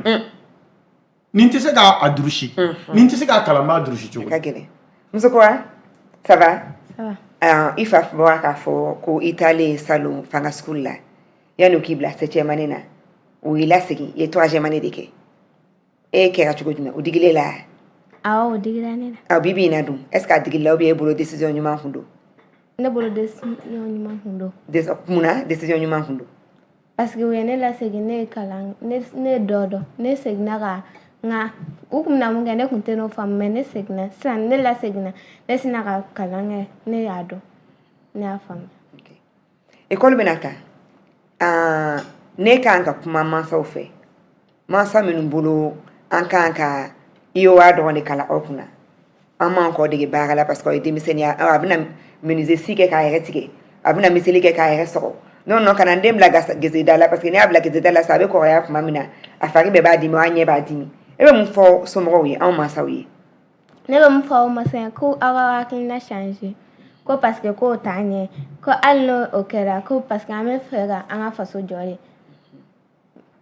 denmisɛnnin minnu fana n'olu bɛ k'an lajɛ nin waati na n'olu b'a la non ne bɛ to n ka tubabuden école de la n tɛ taa segu man di n tɛ taa bamanankan fɔ n tɛ taa geseda fɔ i bɛ mun fɔ denmisɛnninw ɲɛna e b'a fɔ k'u bɛɛ ka na k'u hakilina changer ka kɛ kelen école in na u bɛ kalan k'aw kunna kojugu aw bɛ sɛgɛn aw b'a daminɛ heure jumɛn fo heure jumɛn aw bɛ dumuniw kɛ ou bien aw tulonkɛ tɛ yen nɔ a bɛɛ ye kalan aw b'a minɛ école de la aw b'a minɛ prison de an b'a minɛ école de a ka di yan a ka di ok kalan bɛ daminɛ heure jumɛn ka bila heure jumɛn 8 heures an bɛ taa 8 heures baarayɔrɔ la ka jigin 9 heures ka taa classe kɔnɔ pause bɛ kɛ o la 17 heures an bɛ taa so 17 heures pile aw bɛ taa so aw bɛ dumuni kɛ école la yen nɔ n'aw taara 17 heures aw bɛ na fɔ kuma jumɛn n'an taara so wa n'an taara fo dugusajɛ fo 8 heures pile kuma jumɛn aw bɛ taa aw ka menuisier ninnu n'aw ka geseda ninnu dege k'aw ka IOA fana dege classe kɔnɔ ka tila ka taa geseda ninnu dege aw b'o kɛ kuma jumɛn an b'a kɛ 8 heures pile ka an bɛ don 8 heures pile ka bɔ 9 heures aw b'o kɛ mun na aw b'o kɛ kalan la wa métier a b'a daminɛ ni métier directement ok kuma jumɛn aw bɛ IOA ninnu dege an b'o daminɛ ni an bɔra récréation na an bɛ don très bien Ça va? Ça va. À l'école Kadi, kosebe. Ah. Ok. En la même année, quand nous avons Radio Mandela, nous avons FM 105.0, Bamako na lamini 103.8. C'est que son a lamini 100.1, c'est qu'on a lamini. Bien, mais comment on a oye fanga school ka experience de. Ka aklina kwani kalansen kwa do malien de unko. Kala mimbe ato akli fanga. Ana mbolo fanga. Ambese kulu ke kan yere la yere ma horonya. Katla ka jamana nafa. Ka jamana fana yere ma horonya. Anga foli belebelebe awye. Minu sogole do ka tele la amba fo ka ambe do ko mwere. Minu be radio la u sogole ka to ka radio la. Ambe ani bolo la ka sogole ka to ambe jidoni mi. Ambe takana ni fanga school ye. Solomon Koulibaly, Fadjala Sangare, parent d'élève coach Mariam Ina, ani élève Mzokora Sangare, ambe jidoni mi. Ambe senkana. Émission Musoya Jamkani, me kuma siga tabulu kan. Krenela musoka akeu ani ukanyetaw. Apse kan lasro bilba FM ni bilba TV sanfɛ. Siwo siri wala nega kan yeta katabla anyeta ani flala. Ota bay apse kan ga jawlaje musoya page Facebook sanfɛ ni oyi MUSOYA. Musoya ni comprendre la femme anga muso famia san. Musoya. Émission Musoya Jamkani, me kuma siga tabulu kan. Krenela musoka akeu ani ukanyetaw. Apse kan lasro bilba FM ni bilba TV sanfɛ. Siwo siri wala nega kan yeta katabla anyeta ani flala. Ota bay apse kan ga jawlaje musoya page Facebook sanfɛ ni oyi MUSOYA. Musoya ni comprendre la femme anga muso famia san. Musoya. Émission Musoya Jamkani, me kuma siga tabulu kan. Krenela musoka akeu ani ukanyetaw. Apse kan lasro bilba FM ni bilba TV sanfɛ. Siwo siri Mamadou Kanouté ane sule akana yande wakala parce que al métier ko bi niame métier la bi ibi se ka do métier la fika do kala u be kala abisa ke nere be baram ge u to baransi ka o la anka anna were desar do mina u sena blanc place la ka barake nere fe division memula no do be bari la do be bari so nyina mais u bina sule la kala ngam fe mais tout bali o ko continuer ko ko fe wo ko ke mais mun ba fo bon ndinte ko wuri fa ga kalangale bon ala be fana da kalangamo anna kadina ay kalangale e fi de jawa ay kalangale mais amani de ay kalangale wa tukuna so be mun fo ga fo ko ni dem la kana ya adama anga kala ka do be no bo ni tu so kolma no ne sera so rama parce que dim so mo mu ya ka tan sanki ni la be ko lewi ya ben chawana mi chawana ni be ko lewi tu vois non mais ni kalantara ou tu sais ambier faut ta fo ko brancher bla la bon pour la barre différentielle bi orba différencier bon ou te clé mais an ka pour la barre de mon bon an se gagner pour la barre parce que pour la barre là il va sur il va salaire fixé ni donc on là on se marché clé on se a 2 mois 3 mois salaire so pour la barre on a beaucoup ambe taw ba ko ma fa la non ango tanga o certifié quoi bula anga bula ben na fon do jalo kono o do lente mo ko law ah parce que ya me sobi ibi de ga so na so ko ga ya glate ah bon il ta soro portugais na woni bitala o sécuriser le mondo bon fo mun ba sécuriser su wala kargala wala pendre wala plombier wala électricien wala ka chakwa ambere balaga sanjike le mono bari bureau bureau ko bureau no uyo allu ga bureau nu ajone ba femme là on te wa Musoya mieux comprendre la femme anga muso femme nyasa ko Mamadou Kanouté ane sule en oublier l'être humain kubara kale de be manguna fa kubara langono te mo langono de be se ka keno kuni ko jamana kiko jamana deun jamana te jo ni barate ni en façon la jabi ko Mali en refondation konana Mali ko joli amba konana parce que bebe na makafo dokera Mali te jo ni barate nga binie Mali la je shifina ka minu ni ulu de fangatiku ye ulu de énergie tiku ye ulu de akna tiku parce que ka kene shifina ka joli sigene no bi ka bolo da 5 ans ulu de nodo wa on ye kalanse minu do ukoro on de filila sera yalla donc ka kuma hakina kwa mi meka do Mali kono bi Mali kalankola miriya kwa mi meka do Mali kalankola jɔsen kura min bɛ ka don Mali kalanko la n'a liliw turula ka ban fo sisan a bɛ ka commencer ka yiri bolow bɔ o ye fanga school de ye Segu a nimisi wasalen bi ka kuma nin kalansen kura kan ni nouveau modèle d'école min bɛ IOA alphabétisation école classique ni bolabara ni hakili dayɛlɛ koloso ɲɔgɔn na depuis a première année fo ka se a terminal ma Solomon Kulubali ni ale ka hakilina ye ale de ye fanga school fondateur ye Kulubali ba so la mbi fo ki wale ɲuman dɔn donc yeni fanga school ni dayɛlɛ expérience kɔfɛ barisa y'a bila laboratoire de la fɔlɔ ka tester san 8 ka gɛlɛyaw n'a ɲumanw dɔn sira ɲumanw dɔn sisan ka na fanga school dayɛlɛ Segu i bɛ Segu quartier jumɛn yɛrɛ de la an bɛ Segu Sido Sonikura ok Sido Sonikura ok yenkaw dun saba o ma gɛlɛya i bolo kɔni yen sigi gɛlɛya non u y'a faamuya alhamdulillah donc yen école in dayɛlɛ an bɛ san 4 de bɛna daminɛ ɲina tabarakala écoleden joli de b'i bolo a kɔnɔna na bon ɲina an ka enregistrement na a bɛ kɛ mɔgɔ 200 ye 200 élèves alhamdulillah y'a yɛrɛ k'a fɔ ni écoleden san bɛɛ kɔnɔ i bɛ 20,000 120,000 francs o de bɛ sara san mun bɛ bɛn siyɔrɔ b'o la siyɔrɔ t'o la o ye a ka dumuni n'a ka école alhamdulillah donc sisan nɔ ɲinan san sɛbɛnni dabila la wa ou bien halisa ni mansa minnu b'a fɛ ni émission in kɔfɛ ka u tɔgɔ sɛbɛn u den tɔgɔ sɛbɛn ou bien an bɛ san wɛrɛ makɔnɔ de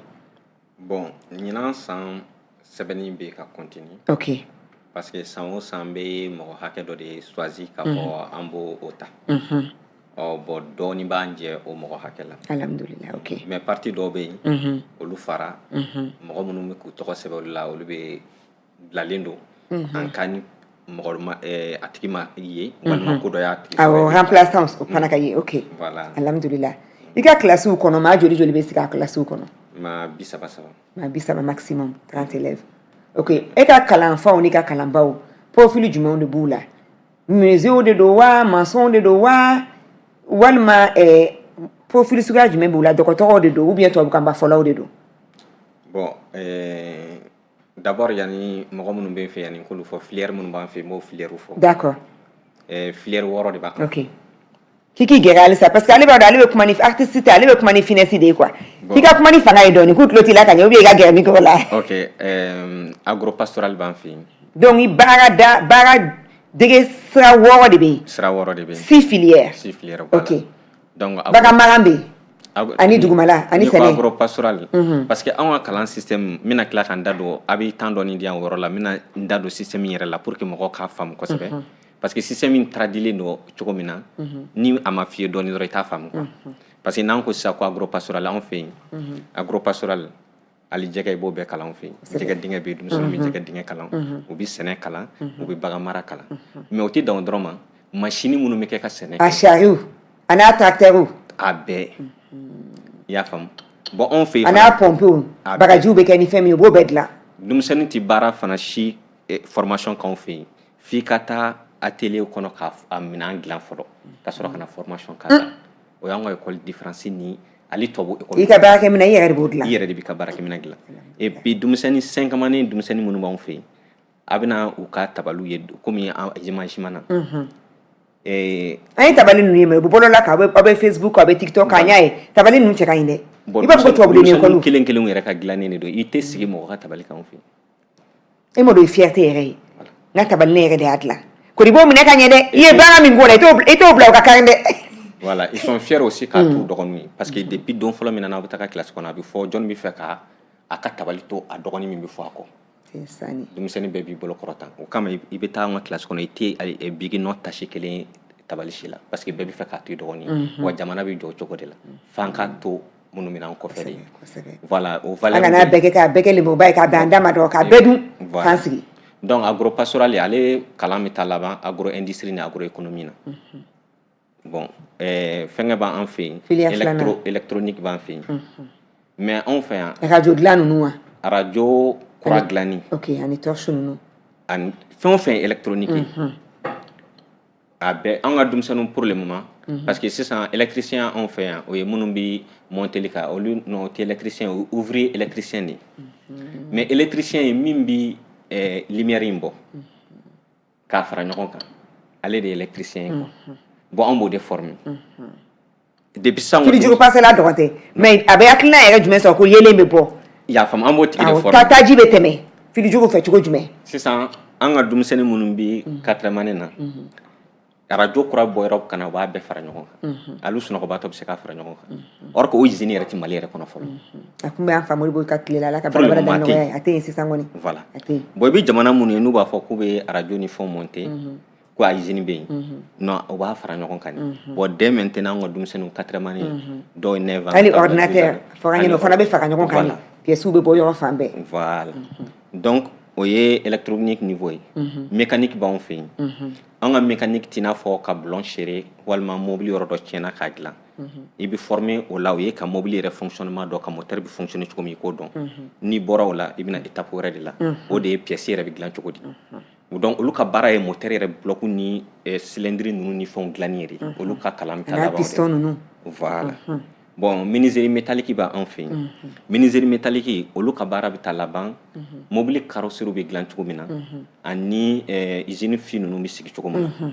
parce que industrie fɛn o fɛn k'i b'a sigi fo k'a sɔrɔ o sigibagaw ɲumanw b'aw fɛ donc olu ka baara ɲɛsinnen don o ma poterie b'an fɛ yen olu ka baara bɛ taa laban sira min ka i n'a fɔ ninnu bɔgɔdagaw carreau dilanw lavabo chaise de toilette etc parce que an b'o conteneur caman de san ka bɔ diɲɛ kɔfɛ mais a bɔgɔ caman b'an bolo donc olu ka kalan bɛ taa laban o la menuiserie bois b'an fɛ yen olu ka baara ye ébénisterie i n'a fɔ aw filɛ nin tabali qualité min ka taa sisan ani fana aw ka surface dugukolo minnu filɛ nin ye studio ni fɛn minnu bɛ ale dugukolo ni fɛnw bɛɛ labɛn ani avion kɔnɔna ani mobile ni mobile banna yɛrɛw bɛ k'a yɔrɔ dɔw la voilà olu ka baara de ani fauteuil ninnu awɔ olu ka baara c'est vrai ani tɛgɛ ninnu donc textile fana b'an fɛ yen olu ka baara t'i n'a fɔ dɔrɔn k'a fɔ u bɛna gese de la u bɛ baara daminɛ i k'a dɔn fini yɛrɛ bɛ da cogo di fini bɔra cogo di a bɛ synchroniser cogo di u bɛ kɛ kɔri parata u b'o fana kɛ non o tɛ kɔri parata mais b'a daminɛ kɔri filer u y'a filer donc industrie développera cogo di sisan an ka 4e année mɔgɔw ale Barigosi bi yan ale bɛ textile la u ye machine dɔ dilan salon u y'o textile kɛ ɲinan ka formation k'o kan mais ɲinan ni école taara u bɛ 1 mois kɛ ka machine kura wɛrɛ de dilan tugun ka formation k'o kan fo ka taa machine industrielle la machine min branché kɔnɔna n'a bɛ dali k'a yɛrɛ ye mais o y'a sɔrɔ ninnu bɛ se ka wele en ce moment ko maîtrise b'u la parce que u bɛ textile maîtrise b'u la tiɲɛ na n'an ka maîtrise dɔ in tɛ kelen ye maîtrise b'u la bon n'an de sera 6e na sisan condition familiale y'a bali ala kana kɛ dɔw parents dɔw bɛ fatu i n'a fɔ ɲinan dɔ ye kisɛ ci an ka école den dɔ fa la a ka kalan bɛ se ka dan sira la mais école bɛna ta en charge c'est pas un problème bon ni o ɲɔgɔn kaw kɛra ni écoleden ko min kalan bila compétence dɔ b'a la il devient un artisan a tɛ sɛgɛn mɔgɔ la parasite tɛ bɔ e ka école la o de bɛ wele anw fɛ yen ko bololabaarakɛla n'i danna 6e na anw fɛ i bɛ kɛ bololabaarakɛla de mais n'i tɛmɛna 6e ka kaban dɔrɔn i bɛ kɛ un technicien qualifié i mana bɔ o kɔnɔ dɔrɔn ka don 9e kɔfɛ i bɛ kɛ un ingénieur ye i y'a faamu donc voilà n bɛ dan o yɔrɔ la an b'i fo k'i waleɲuman dɔn i Kulubali Ba Solomani Kulubali fondateur Fanga School Fatuma Ment Babouche ça va tout va bien Fatuma i cɛ ka ɲi dɛ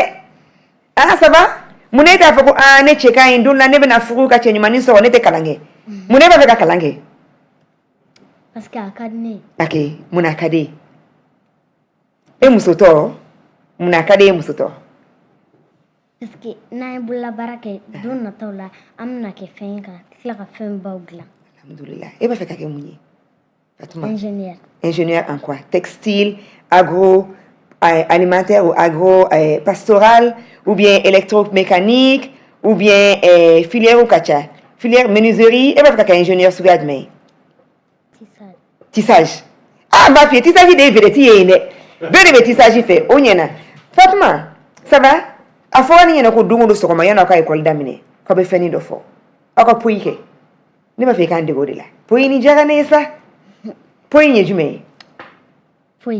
poyi ne bɛ n faso fɛ ne bɛ n faso fɛ ne bɛna n faso jɔ ne bɛ n faso jɔ fo b'a bolo kɛ tan ne bɛ n faso jɔ a kɛra ne kelen ye o a kɛra ne kelen ye o a kɛra ne ni mɔgɔ wɛrɛ ye o a kɛra ne ni mɔgɔ wɛrɛ ye o ne dun tɛna se ka ne dun tena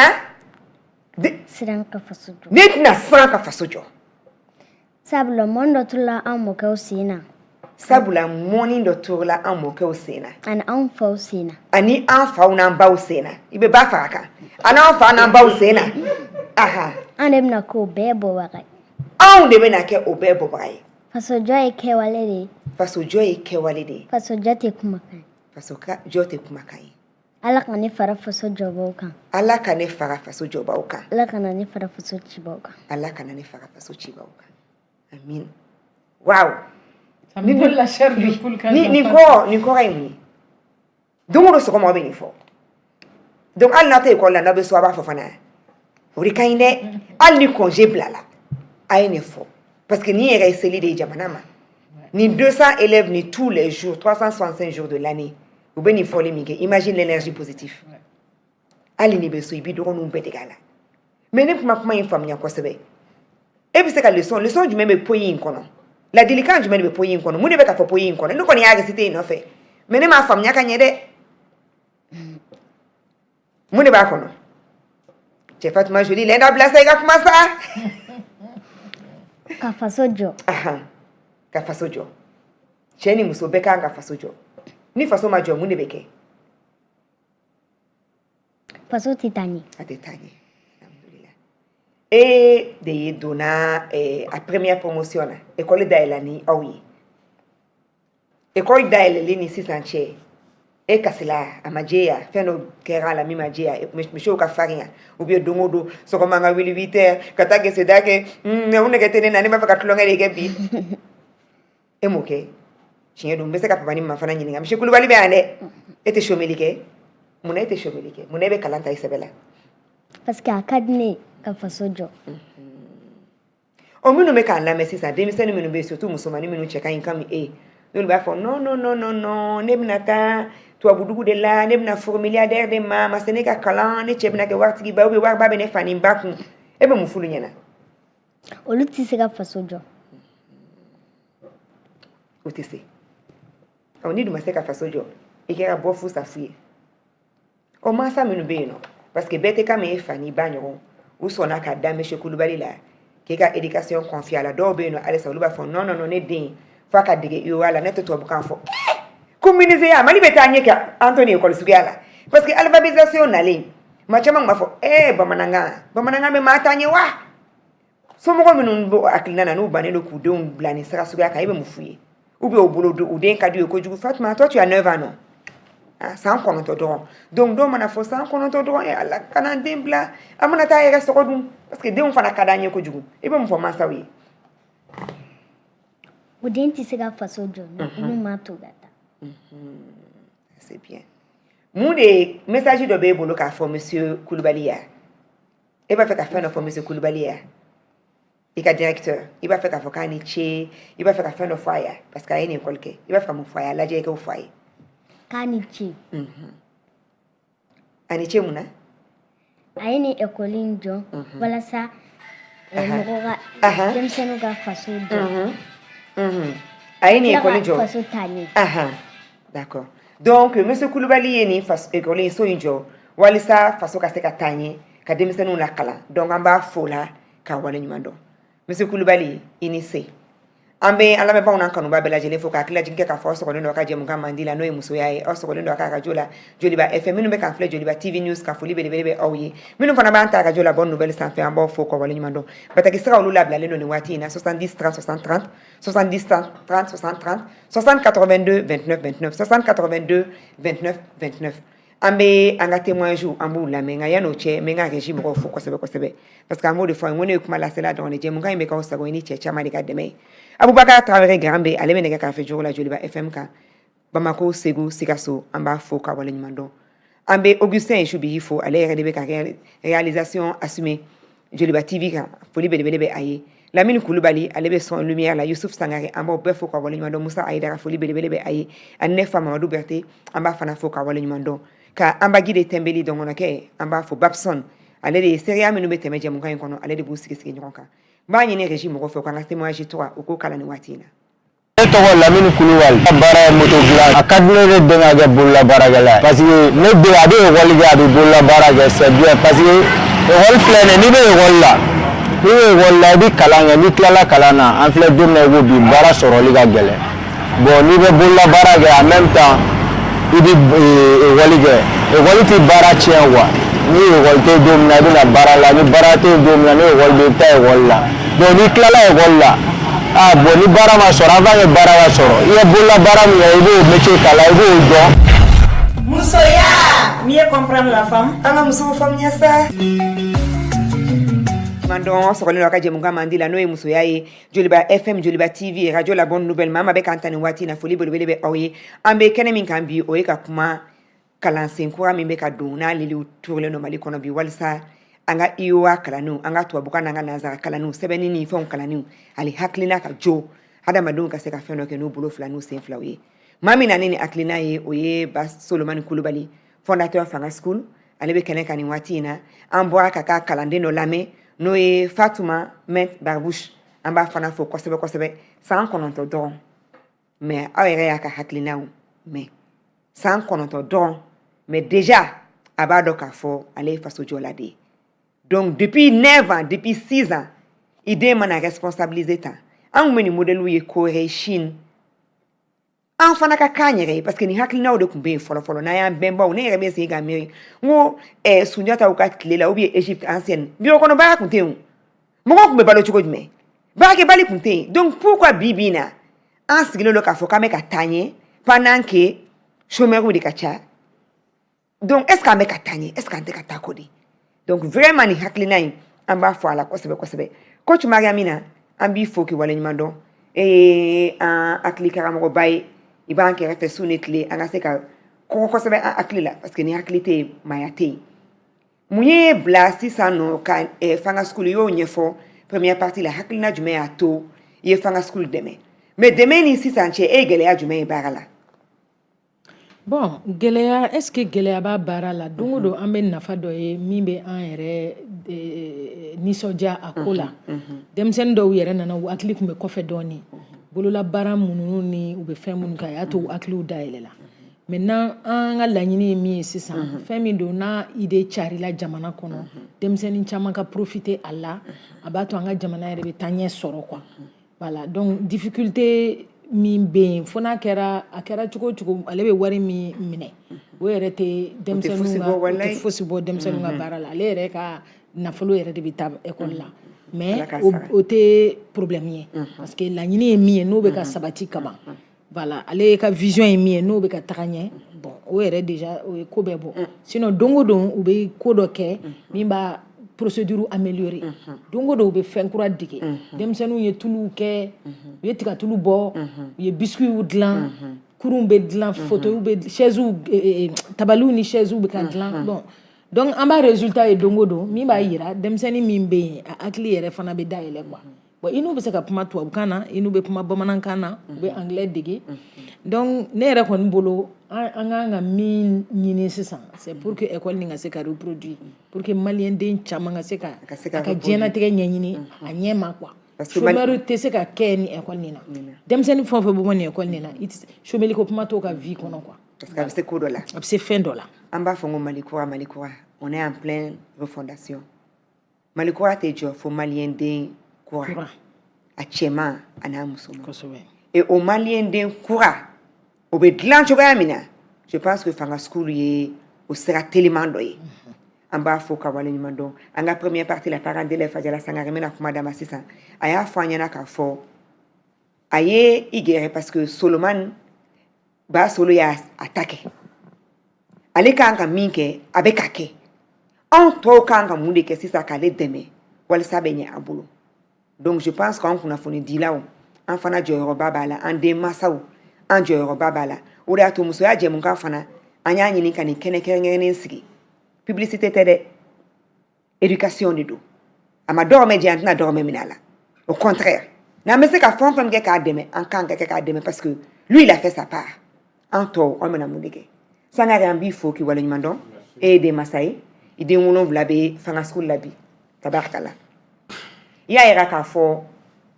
maa kelen ko man di i ye solomani ye i bɛ se k'a dɛmɛ ala y'i i garisɛgɛ dɔnniya la i garisɛgɛ nafolo la i ye internat jɔ ka di u ma halisa n'an mansa minnu bɛ ka lajɛli kɛ anw den mansa minnu bɛ ka lajɛli kɛ k'an dutolen don dɔɔni fanga sugu nafa la k'a fɔ k'an denw tɛna dɔ wɛrɛ dege bolola baara kɔ u ka tubabukan tɛna jɛya u tɛna se k'u yɛrɛ ɲɛnabɔ e bɛ se ka mun f'u ɲɛna n bɛ se ka min f'u ɲɛna d'abord fanga school ekɔlidenw bɛ se ka tubabukan min fɔ ekɔli kilasigiw tɛ se k'a fɔ yɛrɛ n bɔra k'o fɔ kuma kɔnɔ n ɲɛfɛla la ne ye denw yanni n ka bɔ yan u bɛɛ bɛ privé de la ne denmuso min bɔra yan sa tun kan ka ca 7e année de la mais ne kɛtɔ k'a don fanga school la ni u ye test kɛ a kun fanga school 3e année niveau de bɛ nin 7e année in na o de y'a segin ka na 3e année la mais aujourd'hui a yɛrɛ contannen don parce que niveau bɛ yen bi parce que a tɛ dɔrɔn k'i ka mɛn i tɔgɔ la dɔrɔn ko n den min ye classe in na mais est ce que hali système classique in na est ce que a niveau b'a la a t'an na dɛ bon ne parents d'élèves tɛ kelen ne mago bɛ niveau de la ne mago tɛ tɔgɔ la diplôme jalan na wala diplôme i ye hakili jigi diplôme tɛ k'a fɔ ko dɔnni b'i la diplôme ye papier gansan de ye diplôme tɛ se k'a fɔ ko e m'a ye ni diplôme b'i bolo n'i mago bɛ wari la banque t'a minɛ o ni kɔngɔ b'i la ni kɔngɔ b'i la diplôme b'i bolo i bɛ se ka dɔ fara la k'a dun wa i tɛ se ka dɔ fara i tɛ se diplôme b'i bolo a bɛ mun nafa ɲɛ ye diplôme ye papier gansan de ye ce n'est qu'un système français ka système de don papier tɛ kuma tɛ kɛwale de don action ye jumɛn ye sisan i ka production ye jumɛn ye dɔnniya min b'i la donc c'est pour cela n b'a fɔ fanga school la système dɔ in bɛ yen programme bɛ école tɔw la o programme bɛɛ lajɛlen bɛ fanga school la mais fanga school de bɛ ko wɛrɛ kɛ école si t'o kɛ o ye jumɛn ye o de ye ka baara yɛrɛ k'a kalan théoriquement et pratiquement il faut la pratique et théorie hein fanga school la kalan min bɛ yen a bɛ mɔgɔw ɲɛna ko bololabaara don bon n y'o f'i ye kuma daminɛ la o de bɛ maliyɛn jɛ parce que maliyɛn filɛ quoi n'i bɛ ko kɛ cogo o cogo f'i ka bigi ta k'a kɛ tan a bɛ valeur don a la an complexe le don voilà donc o dɔrɔn tɛ quoi u b'a kalan yɛrɛ de sinon mɔgɔ min bɛ bɔ yan nɔ Bamako yan ka taga fo Segu ne bangera Bamako yan ka mɔ Bamako yan n'i kɔni ne wulilen ka bɔ Bamako yan ka taa Segu yan ne yɛrɛ bɛ fɛn dɔ la donc fanga school vraiment kalan fila bɛɛ de don au contraire n'i y'a classe la den min bɛ yɔrɔ min na n'i y'o ni dɔ in fara ɲɔgɔn kan u tɛ se bon fanga school la minnu bɛ 3e année 4e année la n'u bɛ agro kɛ misaliya la c'est un exemple Segu université bɛ yen agro kan mais fanga school 4e année bɛ min dɔn min bɛ université la agro la a t'a dɔn mais a kana digi mɔgɔw la mais différence d'i ma ninnu ye u kɔrɔbayara u nana université la u ye agro daminɛ sisan u bɛ ka sɛbɛnni de kalan bon nin min filɛ nin ye nin tɛgɛ b'a la depuis a fitinin pratique la san jeli a b'a la parce que anw bɛ ka classe de jate classe tɛ jate e bɛ fɛn min yɛrɛ la i ye san jeli kɛ a la c'est pour cela minnu bɛ fanga school la n'u kɔrɔbayara k'u to a kɔnɔ olu bɛ se ka na ni innovation ye parce que u bɛ se ka miirinabaw fara ɲɔgɔn kan u tɛgɛ delilen don a la cerveau ni a bɛ ka taga ɲɔgɔn fɛ maîtrise ye an ka maîtrise papier lama ye o tɛ maîtrise Batuma ça va tout va bien an bɛna témoignage kalan nka yan'o cɛ ne b'a fɛ e ka nin kalan mun de sɛbɛnnen don yan nɔ musoya mun b'a d'u ma mieux comprendre la femme an ka musow faamuya sa parce que musow kan ka kalan ka mɛn cɛw n'est-ce pas donc poyi la an b'a ɲini monsieur Kulubali fɛ n'aw taara an mɔkɛw n'an mamusow aw b'o don a la an faw n'an baw aw b'o don a la parce que mɔni donna nin bɛɛ sen na et mɔni belebeleba donna musolakaw sen na parce que jamana ka ɲɛta a bɛ cɛw bolo nka a bɛ anw fana bolo parce que anw de bɛ denw mara ou bien ni cɛw gansan kalanna ka métier di cɛw gansan ma n'anw ma kalan est-ce que a bɛ bouger ou bien e ko cogo jumɛn Fatuma ka kuma sa mɔgɔ bɛ la radio la bɛ k'i lamɛn a tɛ bouger o n'est-ce pas donc ne fana bɛ ci ka taa i tɔɲɔgɔn tɔ musoman minnu bɛ yen ani aw ka kalanba minnu bɛ yen tanti Mariamina a ka fara a ka poyi ni réviser dɔɔni an ka mamusow don a kɔnɔ ou bien est-ce que mɔkɛw bɛ se ka exister ni mamusow tɛ yen est-ce que faw bɛ se ka exister ni baw tɛ yen donc angulu fana ni yɔrɔ do po i kɔnɔ an ka évoluer avec muso min do duguma ensemble pour un Mali il n'y a pas là pour un Mali juste et égalitaire donc au kɔrɔ cɛ ni muso malien den cɛman n'a musoman on de bɛ jɛ ka Mali jɔ an b'a ɲini Augustin Nsubi hinɛ ka jama fɛ nin waati in na o kan ka témoignage 4 kala o sɔgɔlen don a ka jɛmukan mandi la n'o ye musoya ye Joliba FM Joliba TV minnu bɛ k'an ta bɔlɔlɔ siraw kan n'o ye musoya page ye Facebook kan MUSOYA an b'a ɲini o fɛ a ka jɛmukan in aimer ka tila ka partager n'an ka témoignage bɔra la an b'a essayer ka appel dɔw fana ta commentaire ni ɲininkali bɛ mɔgɔ minnu bolo Facebook kan o k'a bila commentaire la ni Ala sɔnna a ma n b'a fɔ régie mɔgɔw ye u b'a kalan ye ok donc an ka témoignage 4 an k'o lamɛn nin waati in na u bolo ko bureau kɔnɔ baara ko wari bi sɔrɔ la bon wari ti sɔrɔ bolola baara la bureau kɔnɔ baarakɛla jɛlen don bon bolola baarakɛla nɔgɔlen don jɛlenya nɔgɔlenya tɛ quoi wari o bi garisɛgɛ de la bon wari sɔrɔ o bɛ dakan de la quoi nka bolola baarakɛla bɛ kɛ millionnaire ye i n'a fɔ bureau kɔnɔ baarakɛla bɛ kɛ millionnaire ye cogo min na i m'a faamu wa i bɛ bureau kɔnɔ e b'i ka baara de la i b'i ka wari sɔrɔ bon an bɛ bolola baara de la an b'an ka baara de la an bɛ wari sɔrɔ donc nɔgɔlenya tɛ baara la jɛlenya tɛ baara la wari bɛ bureau kɔnɔ baara la cogo min na wari bɛ bolola baara fɛnɛ la ten i m'a faamu wa parce que kɛrɛnkɛrɛnnenya la yɛrɛ an yɛrɛ bɛ se k'a fɔ an bɛ min sɔrɔ alihamudulilayi nka bolola baara la an ye musow furu a la an b'an ka denbayaw balo a la an ye du sɔrɔ a la an b'an ka fɛn bɛɛ kɛ bolola baara la i n'a fɔ bureau kɔnɔ baarakɛlaw yɛrɛ bɛ min kɛ u ka denbayaw la an b'o bɛɛ kɛ an ka denbayaw la bon dans la vie baara kelen tɛ yen quoi n bɛ bureau kɔnɔ baara de fɛ n bɛ bolola baara de fɛ hadamaden mun b'i hakilina la o kɛ dɔrɔn mun b'i hakilina la o de bɛ kɛ dusukun na bon n'i dusu ta ka diɲɛ fɛn o fɛn kɛ a ka ca Ala fɛ i ka nafa sɔrɔ sira b'o la quoi voilà bon ne bɛ min fɔ bolola baarakɛlaw ye dans la vie n'i ma ɲɛ i bɛ bolola baara kɛ k'i ka nafa sɔrɔ a la baara a kanu fɔlɔ i k'a kɛ quoi n'i ye baara o baara kanu ni dusukun ye donc i bɛ nafa sɔrɔ o la quoi mais baara o baara bɛ yen k'e bɛ k'a kɛ parce que tɔw bɛ k'a kɛ i ma baara o baara kanu mais a ka gɛlɛn i ka nafa sɔrɔ a la quoi ne bɛ min fɔ bolola baarakɛlaw ye a ka baara kanu i m'a faamu wa a ye baara kanu a ka baara kɛ bureau kɔnɔ baarakɛlaw bɛ bureau kɔnɔ baara la bi u ye kalan de kɛ u ye kalan de kanu bi u bɛ bureau kɔnɔ u bɛ baara kɛ bureau kɔnɔ bon e min bɛ bolola baara la i ka baara kanu i k'i sigi i ka baara kɛ u bɛ nafa kelen min sɔrɔ a bi i kun na non ne b'o nafa kelen de sɔrɔ donc n ye fɛn o fɛn kanu i b'o nafa de sɔrɔ a ka di ne ye bolola baarakɛlaw a ye baara kɛ ni dusukun ye a kana baara kɛ ko tɔw b'a la ko n fɛnɛ b'a la quoi nka a ye baara kɛ ni dusukun ye donc a ka ca Ala fɛ a bɛ nafa sɔrɔ a la a b'a ka fɛn bɛɛ sɔrɔ a la a ka avenir fɛn bɛɛ a bɛɛ bɛ bɔ a kɔnɔna na baarakolon tɛ yen mɔgɔ lankolon de bɛ yen. Musoya, mieux comprendre la femme. An ka musow faamuya sa. Mɔgɔ lankolon de bɛ yen nɔ an bɛ Adamu Walagɛma an b'i fo k'i waleɲuman dɔn i tɛ sɛgɛn i tɛ ɲinɛ ne yɛrɛ dabaliya bɛ ban samedi o samedi e de bɛ Washington DC aw ka dugu ma jɛ yɛrɛ mais i b'i sɔrɔ i ka bɔlɔlɔw kan ka jɛmukan in lamɛn n b'i fo k'i waleɲuman dɔn i ni cɛsiri ka Gwaɲa Traoré fo ale fana tɛ sɛgɛn a tɛ ɲinɛ ale ye assistant social ye kɛrɛnkɛrɛnnenya la i bɛ cɛsiri min na an ka denmisɛnninw en situation de rue sami social la an b'aw fo ka waleɲuman dɔn ani yɛrɛ ka ɲɛma n'o ye Kulubali ye foli belebele bɛ a ye Modibo Keli an b'a fana fo ka waleɲuman dɔn a ko ko vraiment ko Fanga School ko c'est original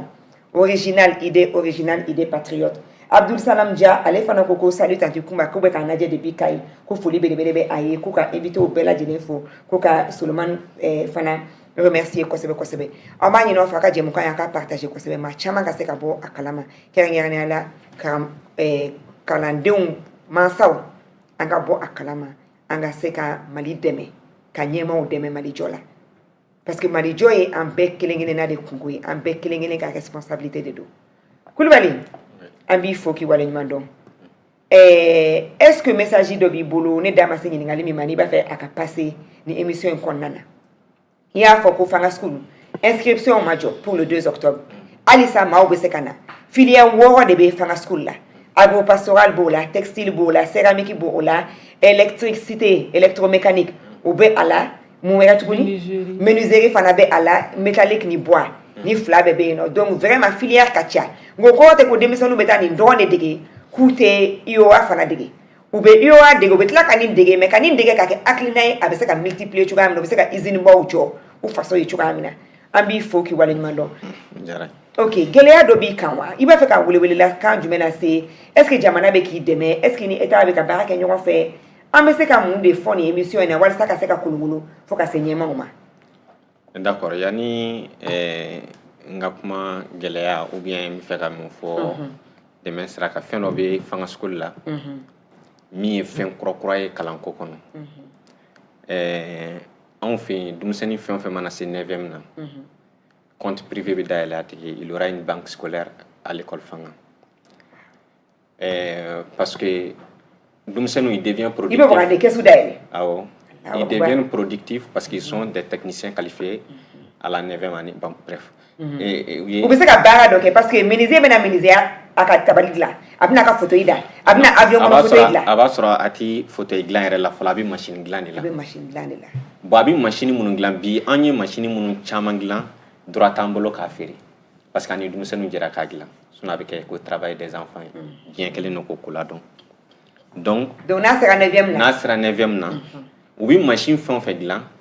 tilayɔrɔ 3 de don tilayɔrɔ 1 bɛ di école ma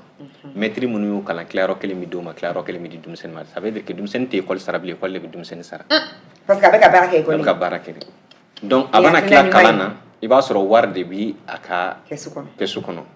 a ka compte kɔnɔ a fa kɛmɛ ka min signé école kɛmɛ ka min signé a yɛrɛ kɛmɛ ka min signé o de bɛ taga bɔ a b'a ka entreprise fɔlɔ dayɛlɛ n'o de ani concret dan ye ça c'est du concret et puis école bɛna banque min ma ye fonda ma mama fonda ma yɛrɛ b'a daminɛ dɔ ye parce que an bɛ min mɛn sisan denmisɛnninw bɛna n'u ka projet hali anw sakɔrɔw yɛrɛ musokɔrɔbaw an bɛna n'an ka projet ye n'i ko e ta ye joli ale ka apport ye mun ye a tiɲɛna fɛn tɛ ne bolo dɛ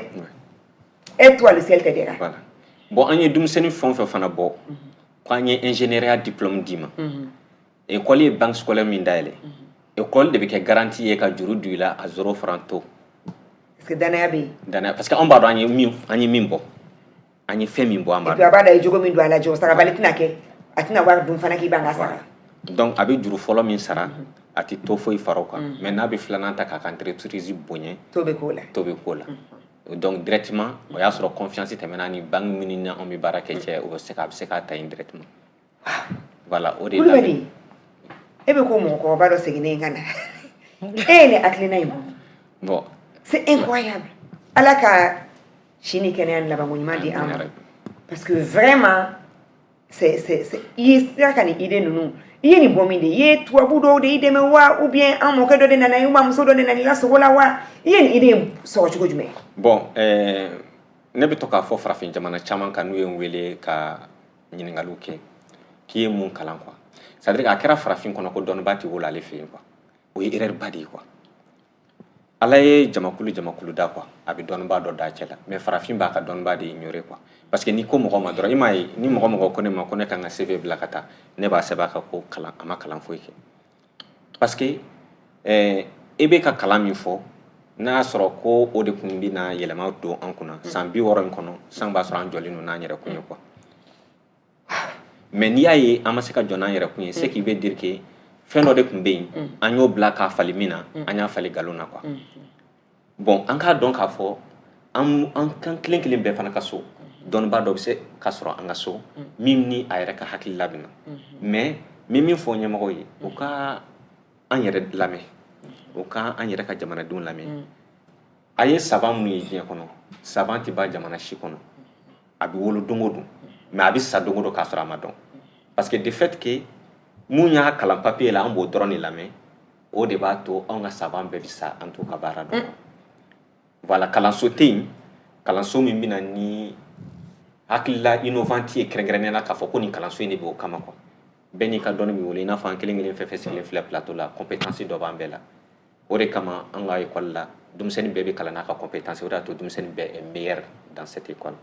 parce que compétence min b'i la i b'a sɔrɔ o tɛ tɔ dɔn tɔ kelen in na e b'a dan o compétence la tu te sens fier mais n'ale de bɛ dan fɛn bɛɛ la parce que compétence kelen de bɛ kalan i bɛ jɔn i fɛ ko la mais anw fɛ yen denmisɛnnin bɛɛ potentiel développer i y'a faamu voilà donc gɛlɛya ko la an ye gɛlɛya min sɔrɔ n filɛ n da don tura gɛlɛya la k'an to kuma ɲɛfɔ la quoi parce que jamana min jamana ɲɛmɔgɔ fo minnu bɛ bi parce que olu bi kɔni olu ye wasa don école ma u ka ɲininikɛlaw bɛ taa kuma bɛɛ école in na ka taa ɲininkali kɛ mais a ma dayɛlɛ olu tile la quoi k'a sɔrɔ olu tɛ kuma min de a sinsin na mais n'i ye ba donné a la sisan parce que a bɛ n'a fɔ olu y'u ɲɛsin a ma mais a bɛ an kɔnɔ de ko ni dɔ mana fɔ ko ne ye nin diplôme in sɔrɔ nin na o de y'a to ni hakilila in bɛ na o hakilila tɛ tiɲɛ ye quoi bon o de dekun bi an ka baara kɔnɔ parce que misala do an bɛ baara kɛ ni pédagogue minnu ye bi ne ye pédagogue ninnu yɛrɛ tila bɛɛ kalan mais a bɛɛ bɛ ɲɔgɔn sɔsɔ mais ni pédagogue sera ka bɔ olu la o tuma pédagogue tɛ bɔ e ka jamana kan dɛ o tɛ wolo e fɛ yen dɛ c'est à dire anw kɛmɛ k'an yɛrɛ exclure de ka bɔ diɲɛ kɔnɔ quoi k'a kɛ i n'a fɔ anw kan ka ko jɔnmaya ye hɛrɛ mais an yɛrɛ bɛ jɔ an yɛrɛ la kojugu complexe bɛ yen yɛrɛ de fo an ka wɔbɛ de ka bɔ vraiment an kan ka décoloniser les esprits c'est très important n ye fɛn dɔ fɔ ina ye don dɔ ne ye ina rencontré don min n ye n jɔ k'a lajɛ ka mɛn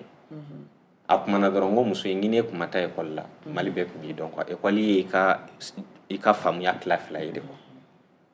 a b'i yɛlɛ fo kɔfɛ a yɛrɛ tilala k'a fɔ ko vraiment ko tu as raison parce que école handicapé dɔ bila kunkolo kɔnɔ répétition filɛ nin ni mɔgɔ mɔgɔ bɔra répétition kɔnɔ a mana dɔɔni sɔrɔ i b'a sɔrɔ a y'a ka dɔɔni kilancɛ de sɔrɔ quoi parce que répétition bɛ hakili sigi kɔfɛ de cerveau kɔfɛ fɛn min bɛ cerveau kɔfɛ ale tɛ répétition fɛ je pense que nanzaraw y'o étudier sisan u b'a fɔ think out of the box i ka répétition in to yen i ka taga i yɛrɛ esprit sɔgɔbɛ i ka bɔ ni modèle kura dɔ ye i ka fɛn confronter sisan u ka denmisɛnninw u b'o de k'u la non nin bɛɛ to yen l'originalité i yɛrɛ ka créativité dɔ kɛ pour te montrer que l'esprit est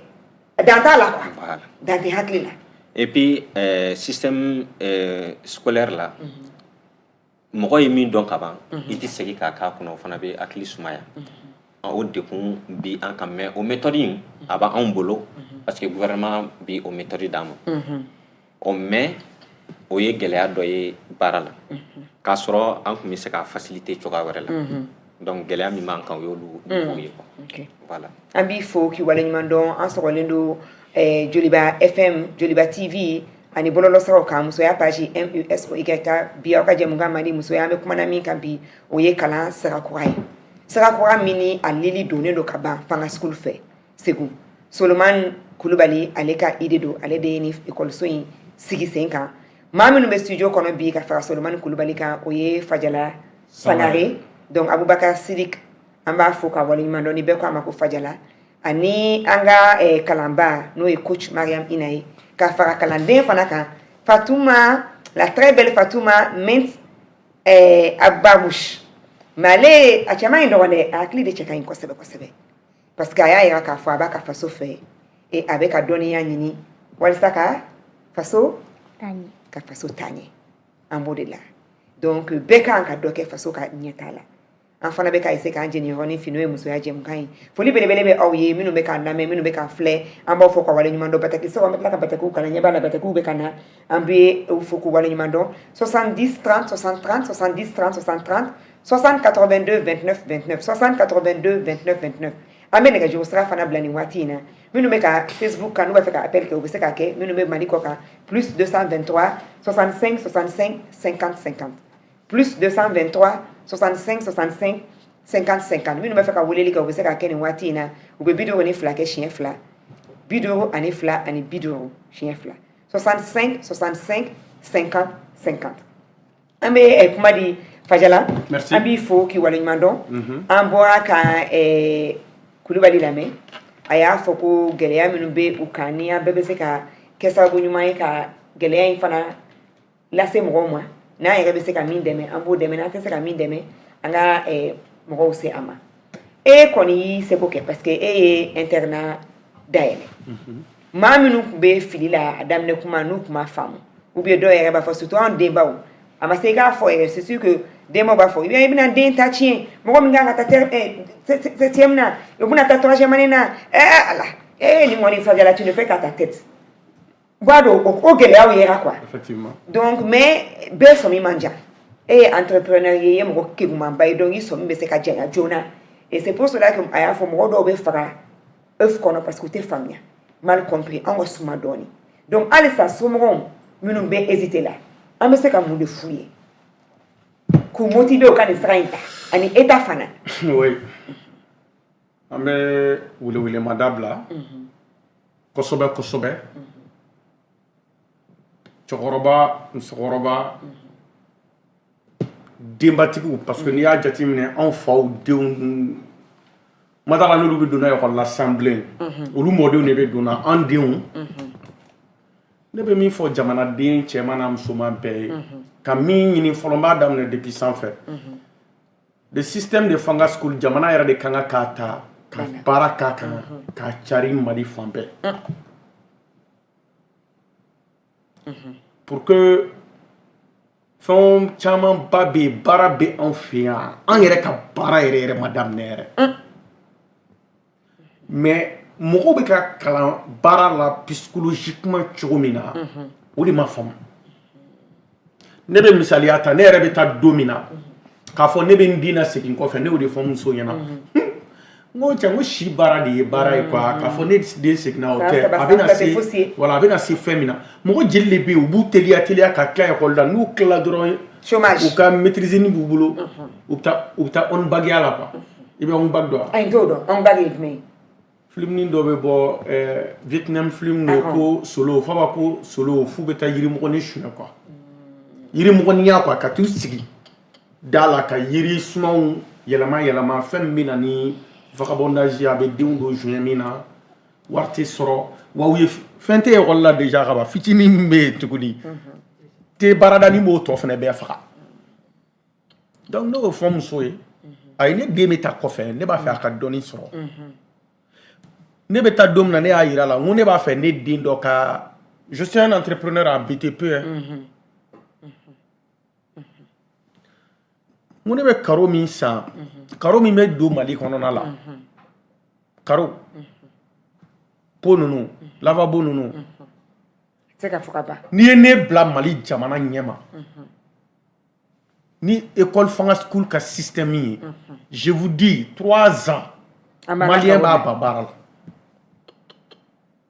la parce que baara bɛ bon fan bɛɛ ne ko i ma chômage 0 3 ans malien b'a ba baara la bilahi ala tɛ jigin ka na fɛn k'anw ye quoi tubabuw tɛ se ka na fɛn k'anw ye quoi so jeli Mali ma jɔ fɔlɔ yɛrɛ sojɔ la o ye système de bâtiment dɔrɔn ye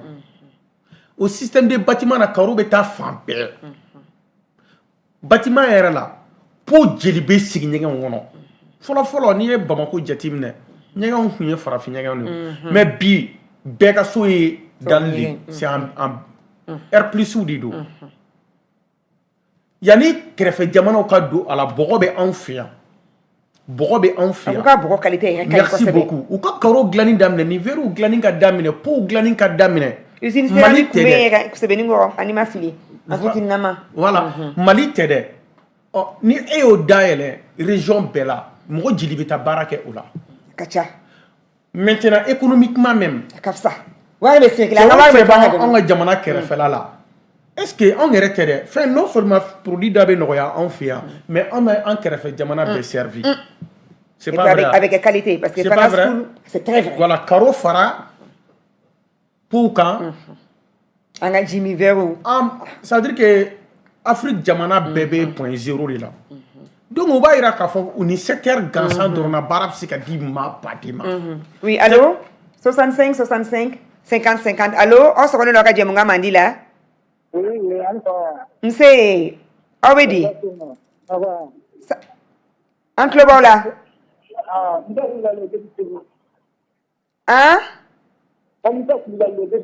ok an b'i fo ka bɔ Segu an b'i fo k'i waleɲuman dɔn i b'i ka radio faga ka kuma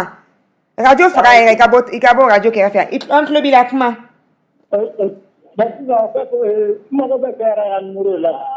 an bɛ tila ka numéro bila e bɛ Segu yɛrɛ ka ban a ko k'a bɛ Segu quartier jumɛn yɛrɛ la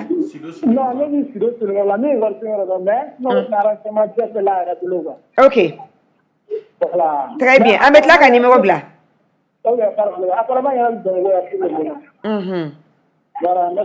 an b'i fo k'i waleɲuman dɔn ni ala sɔnna an bɛ tila ka numéro bila téléphone numéro mais maa min fana bɛ Segu an b'a ɲini o fɛ parce que an bɛ caman kɛ téléphone ko in ye Kulubali bɛ baara de la dɛ ale ka kuma man ca sɔgɔli ma nɔgɔ téléphone na donc minnu bɛ Segu dɔw a ye wuli aw ka taga ye ko ye fɔ ko ban quoi mais an bɛ nɛgɛjuru sira fana bila denmisɛnnin sifinnaka minnu bɛ yen nɔ n'aw b'a fɛ ka image fana ta ka taa yɛrɛ papa ni mama na an ka buwaw n'an ka maaw la a ka taa bɔlɔlɔ siraw kan a ka page bɛ yen nɔ fanga school page bɛ yen a bɛ TikTok fana kan aw bɛ se ka jaw lajɛ ka t'u ta ka yira aw fan dɔ b'a la parce que inscription ma ban pour octobre 2023. Ok. Ame kuma di Fatma, eba fera kuma do fo ni mi nyinga mina. Yani gata so eba fera fa no fo mo ya. Eba fera mo fo. Eba fera mo fo. Am laga ni baran minke. Don na taula. Am na ta. Am siga ta fem baw dogla. Kasro. Don na taula obe na fem baw la. Iba for the don na taula on na fem baw la. Kasro mo vraiment. Ayi kana fo futur la de. Iba for présent la. Don na taula amena fem baw de la. Chaman ba. Ingénieur baw. Donc alisa munga na keka école ni deme o mo be deme do la ibuda iba kala mo be te fendo la ci ro kay dumini kay o be dumini do be to mi mande o ya be to ka deme ni ke dumini to be do be o mo da mi folo abe to be ka dawo ma do be abe to ka ta deme na kuma do ka tomati nun tike abe to ko ke alhamdulillah o kay mo sabe coach oui, ça va tout va bien 65 65 50 50 ni mo ko munu ba fe ka ngali tengu anga ma welelo na Fanga School fondateur Solomon Koulibaly, parent d'élève Fadjala Sangare, coach Mariam Ina, Ani, élève Fatouma Mint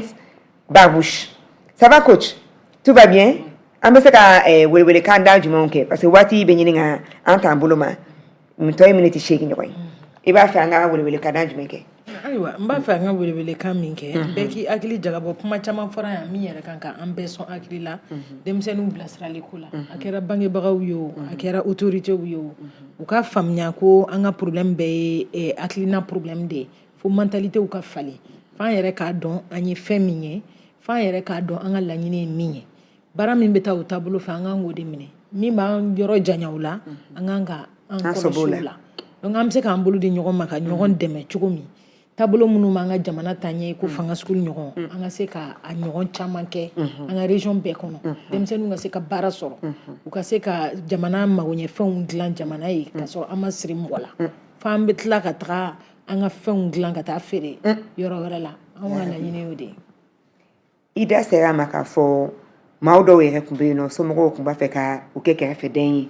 barsa akli washi kumbula ou be hakli me fonctionner chuga mine ani mo to fonctionner chuga mine o te kele don amba fo ko laga to do ka so ka ke bunambe savon yere do no autiste uniforme iko ko yere ya ye fanga school ye sera mindo ulukoro ibise ka doni fo o kan abo bon u mo damado nana école la bon olu yere ka barate olu mo sugu blasrali ma u koni u fara demsen to kan ku bla bolo la barawla mais mo te fin do don bolo la bara do be u yere yo nyefone ali ibe gese minda abi cerveau daile donc demsen nunu nana ke iba fo bi ni taru laje ituni demsen to donga bo nyona allo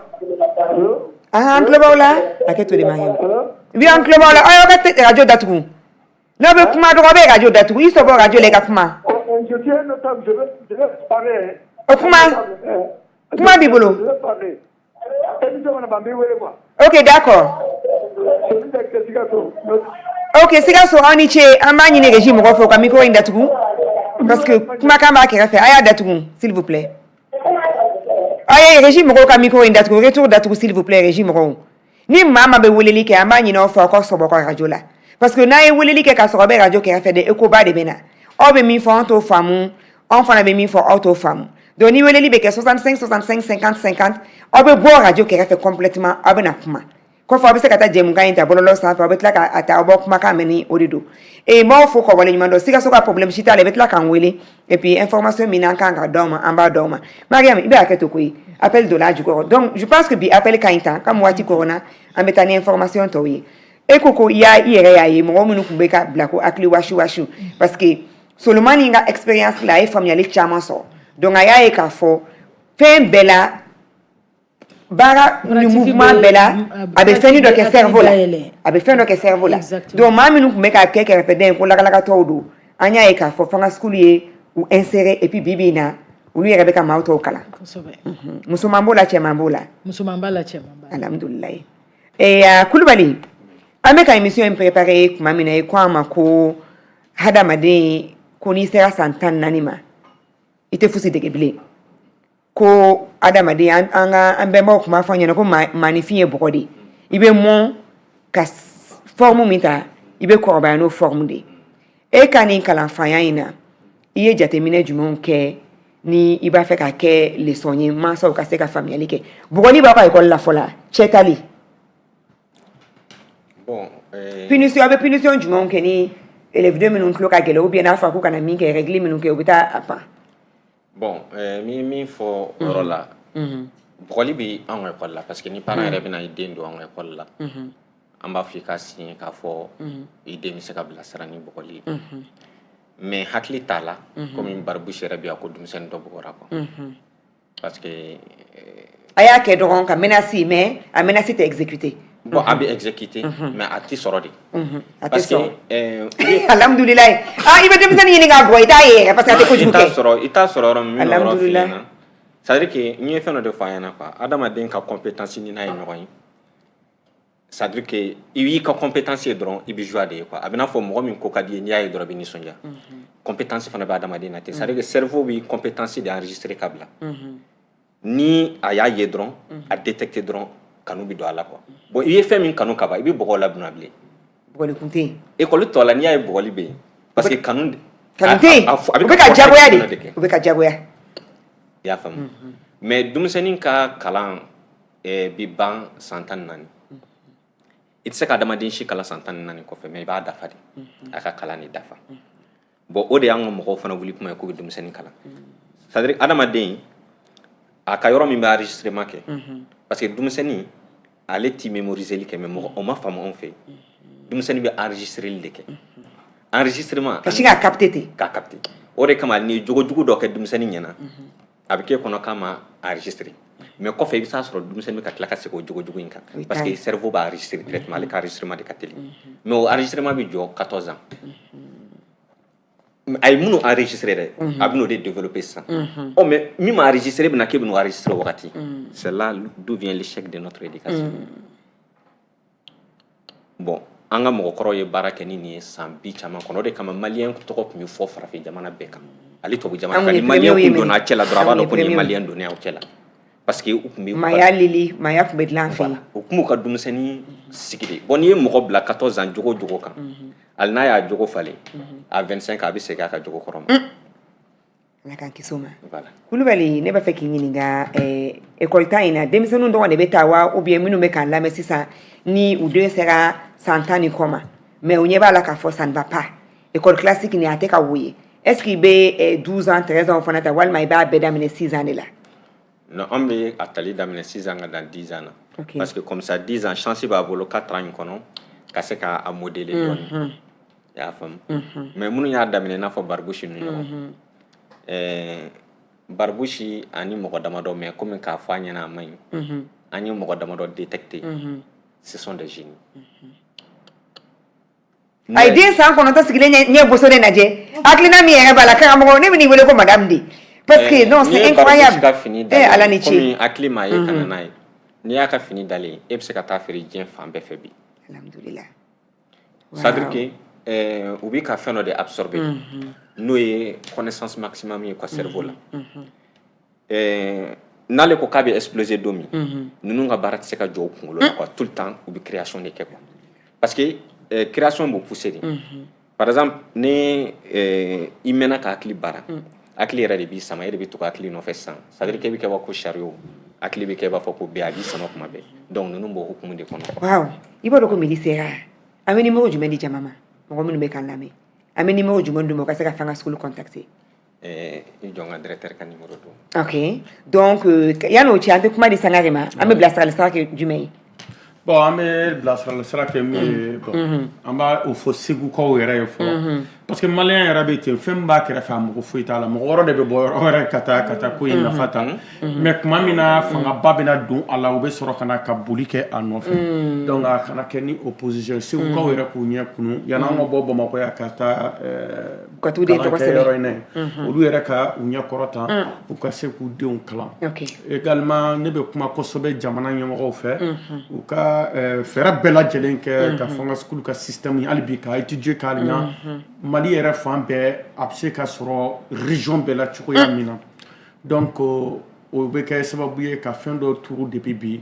donc dɛmɛ bɛ se ka kɛ refondation na nɔgɔya la quoi alhamdulillah voilà donc a kana kɛ dɔrɔn an ɲɛ b'a la réseau la u k'u sigi non u ka wuli quoi u ka wuli an ka wuli refondation bɛ maliyɛn den kura cɛman ni musoman de kɔfɔ n'i ko maliyɛn den kura cɛman ni musoman i ye kalan seko ani dɔnko fanga school ye solution ye numéro ye jumɛn ye Kulibali bon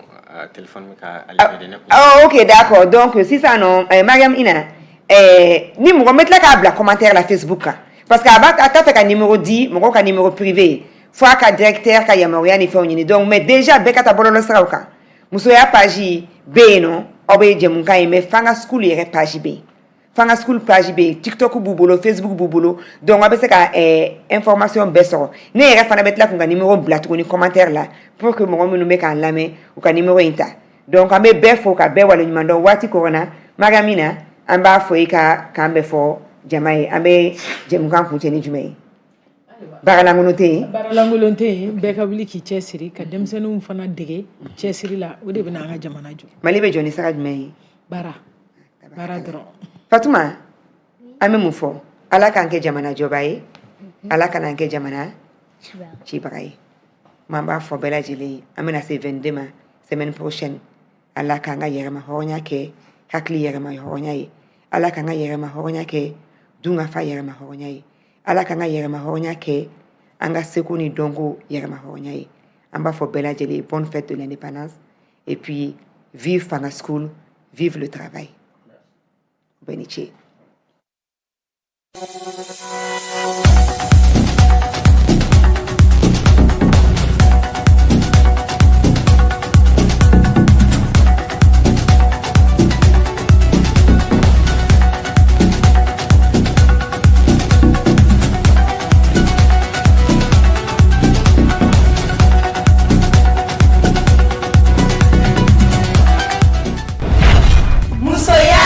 Mieux comprendre la femme. Ah, nous sommes femmes,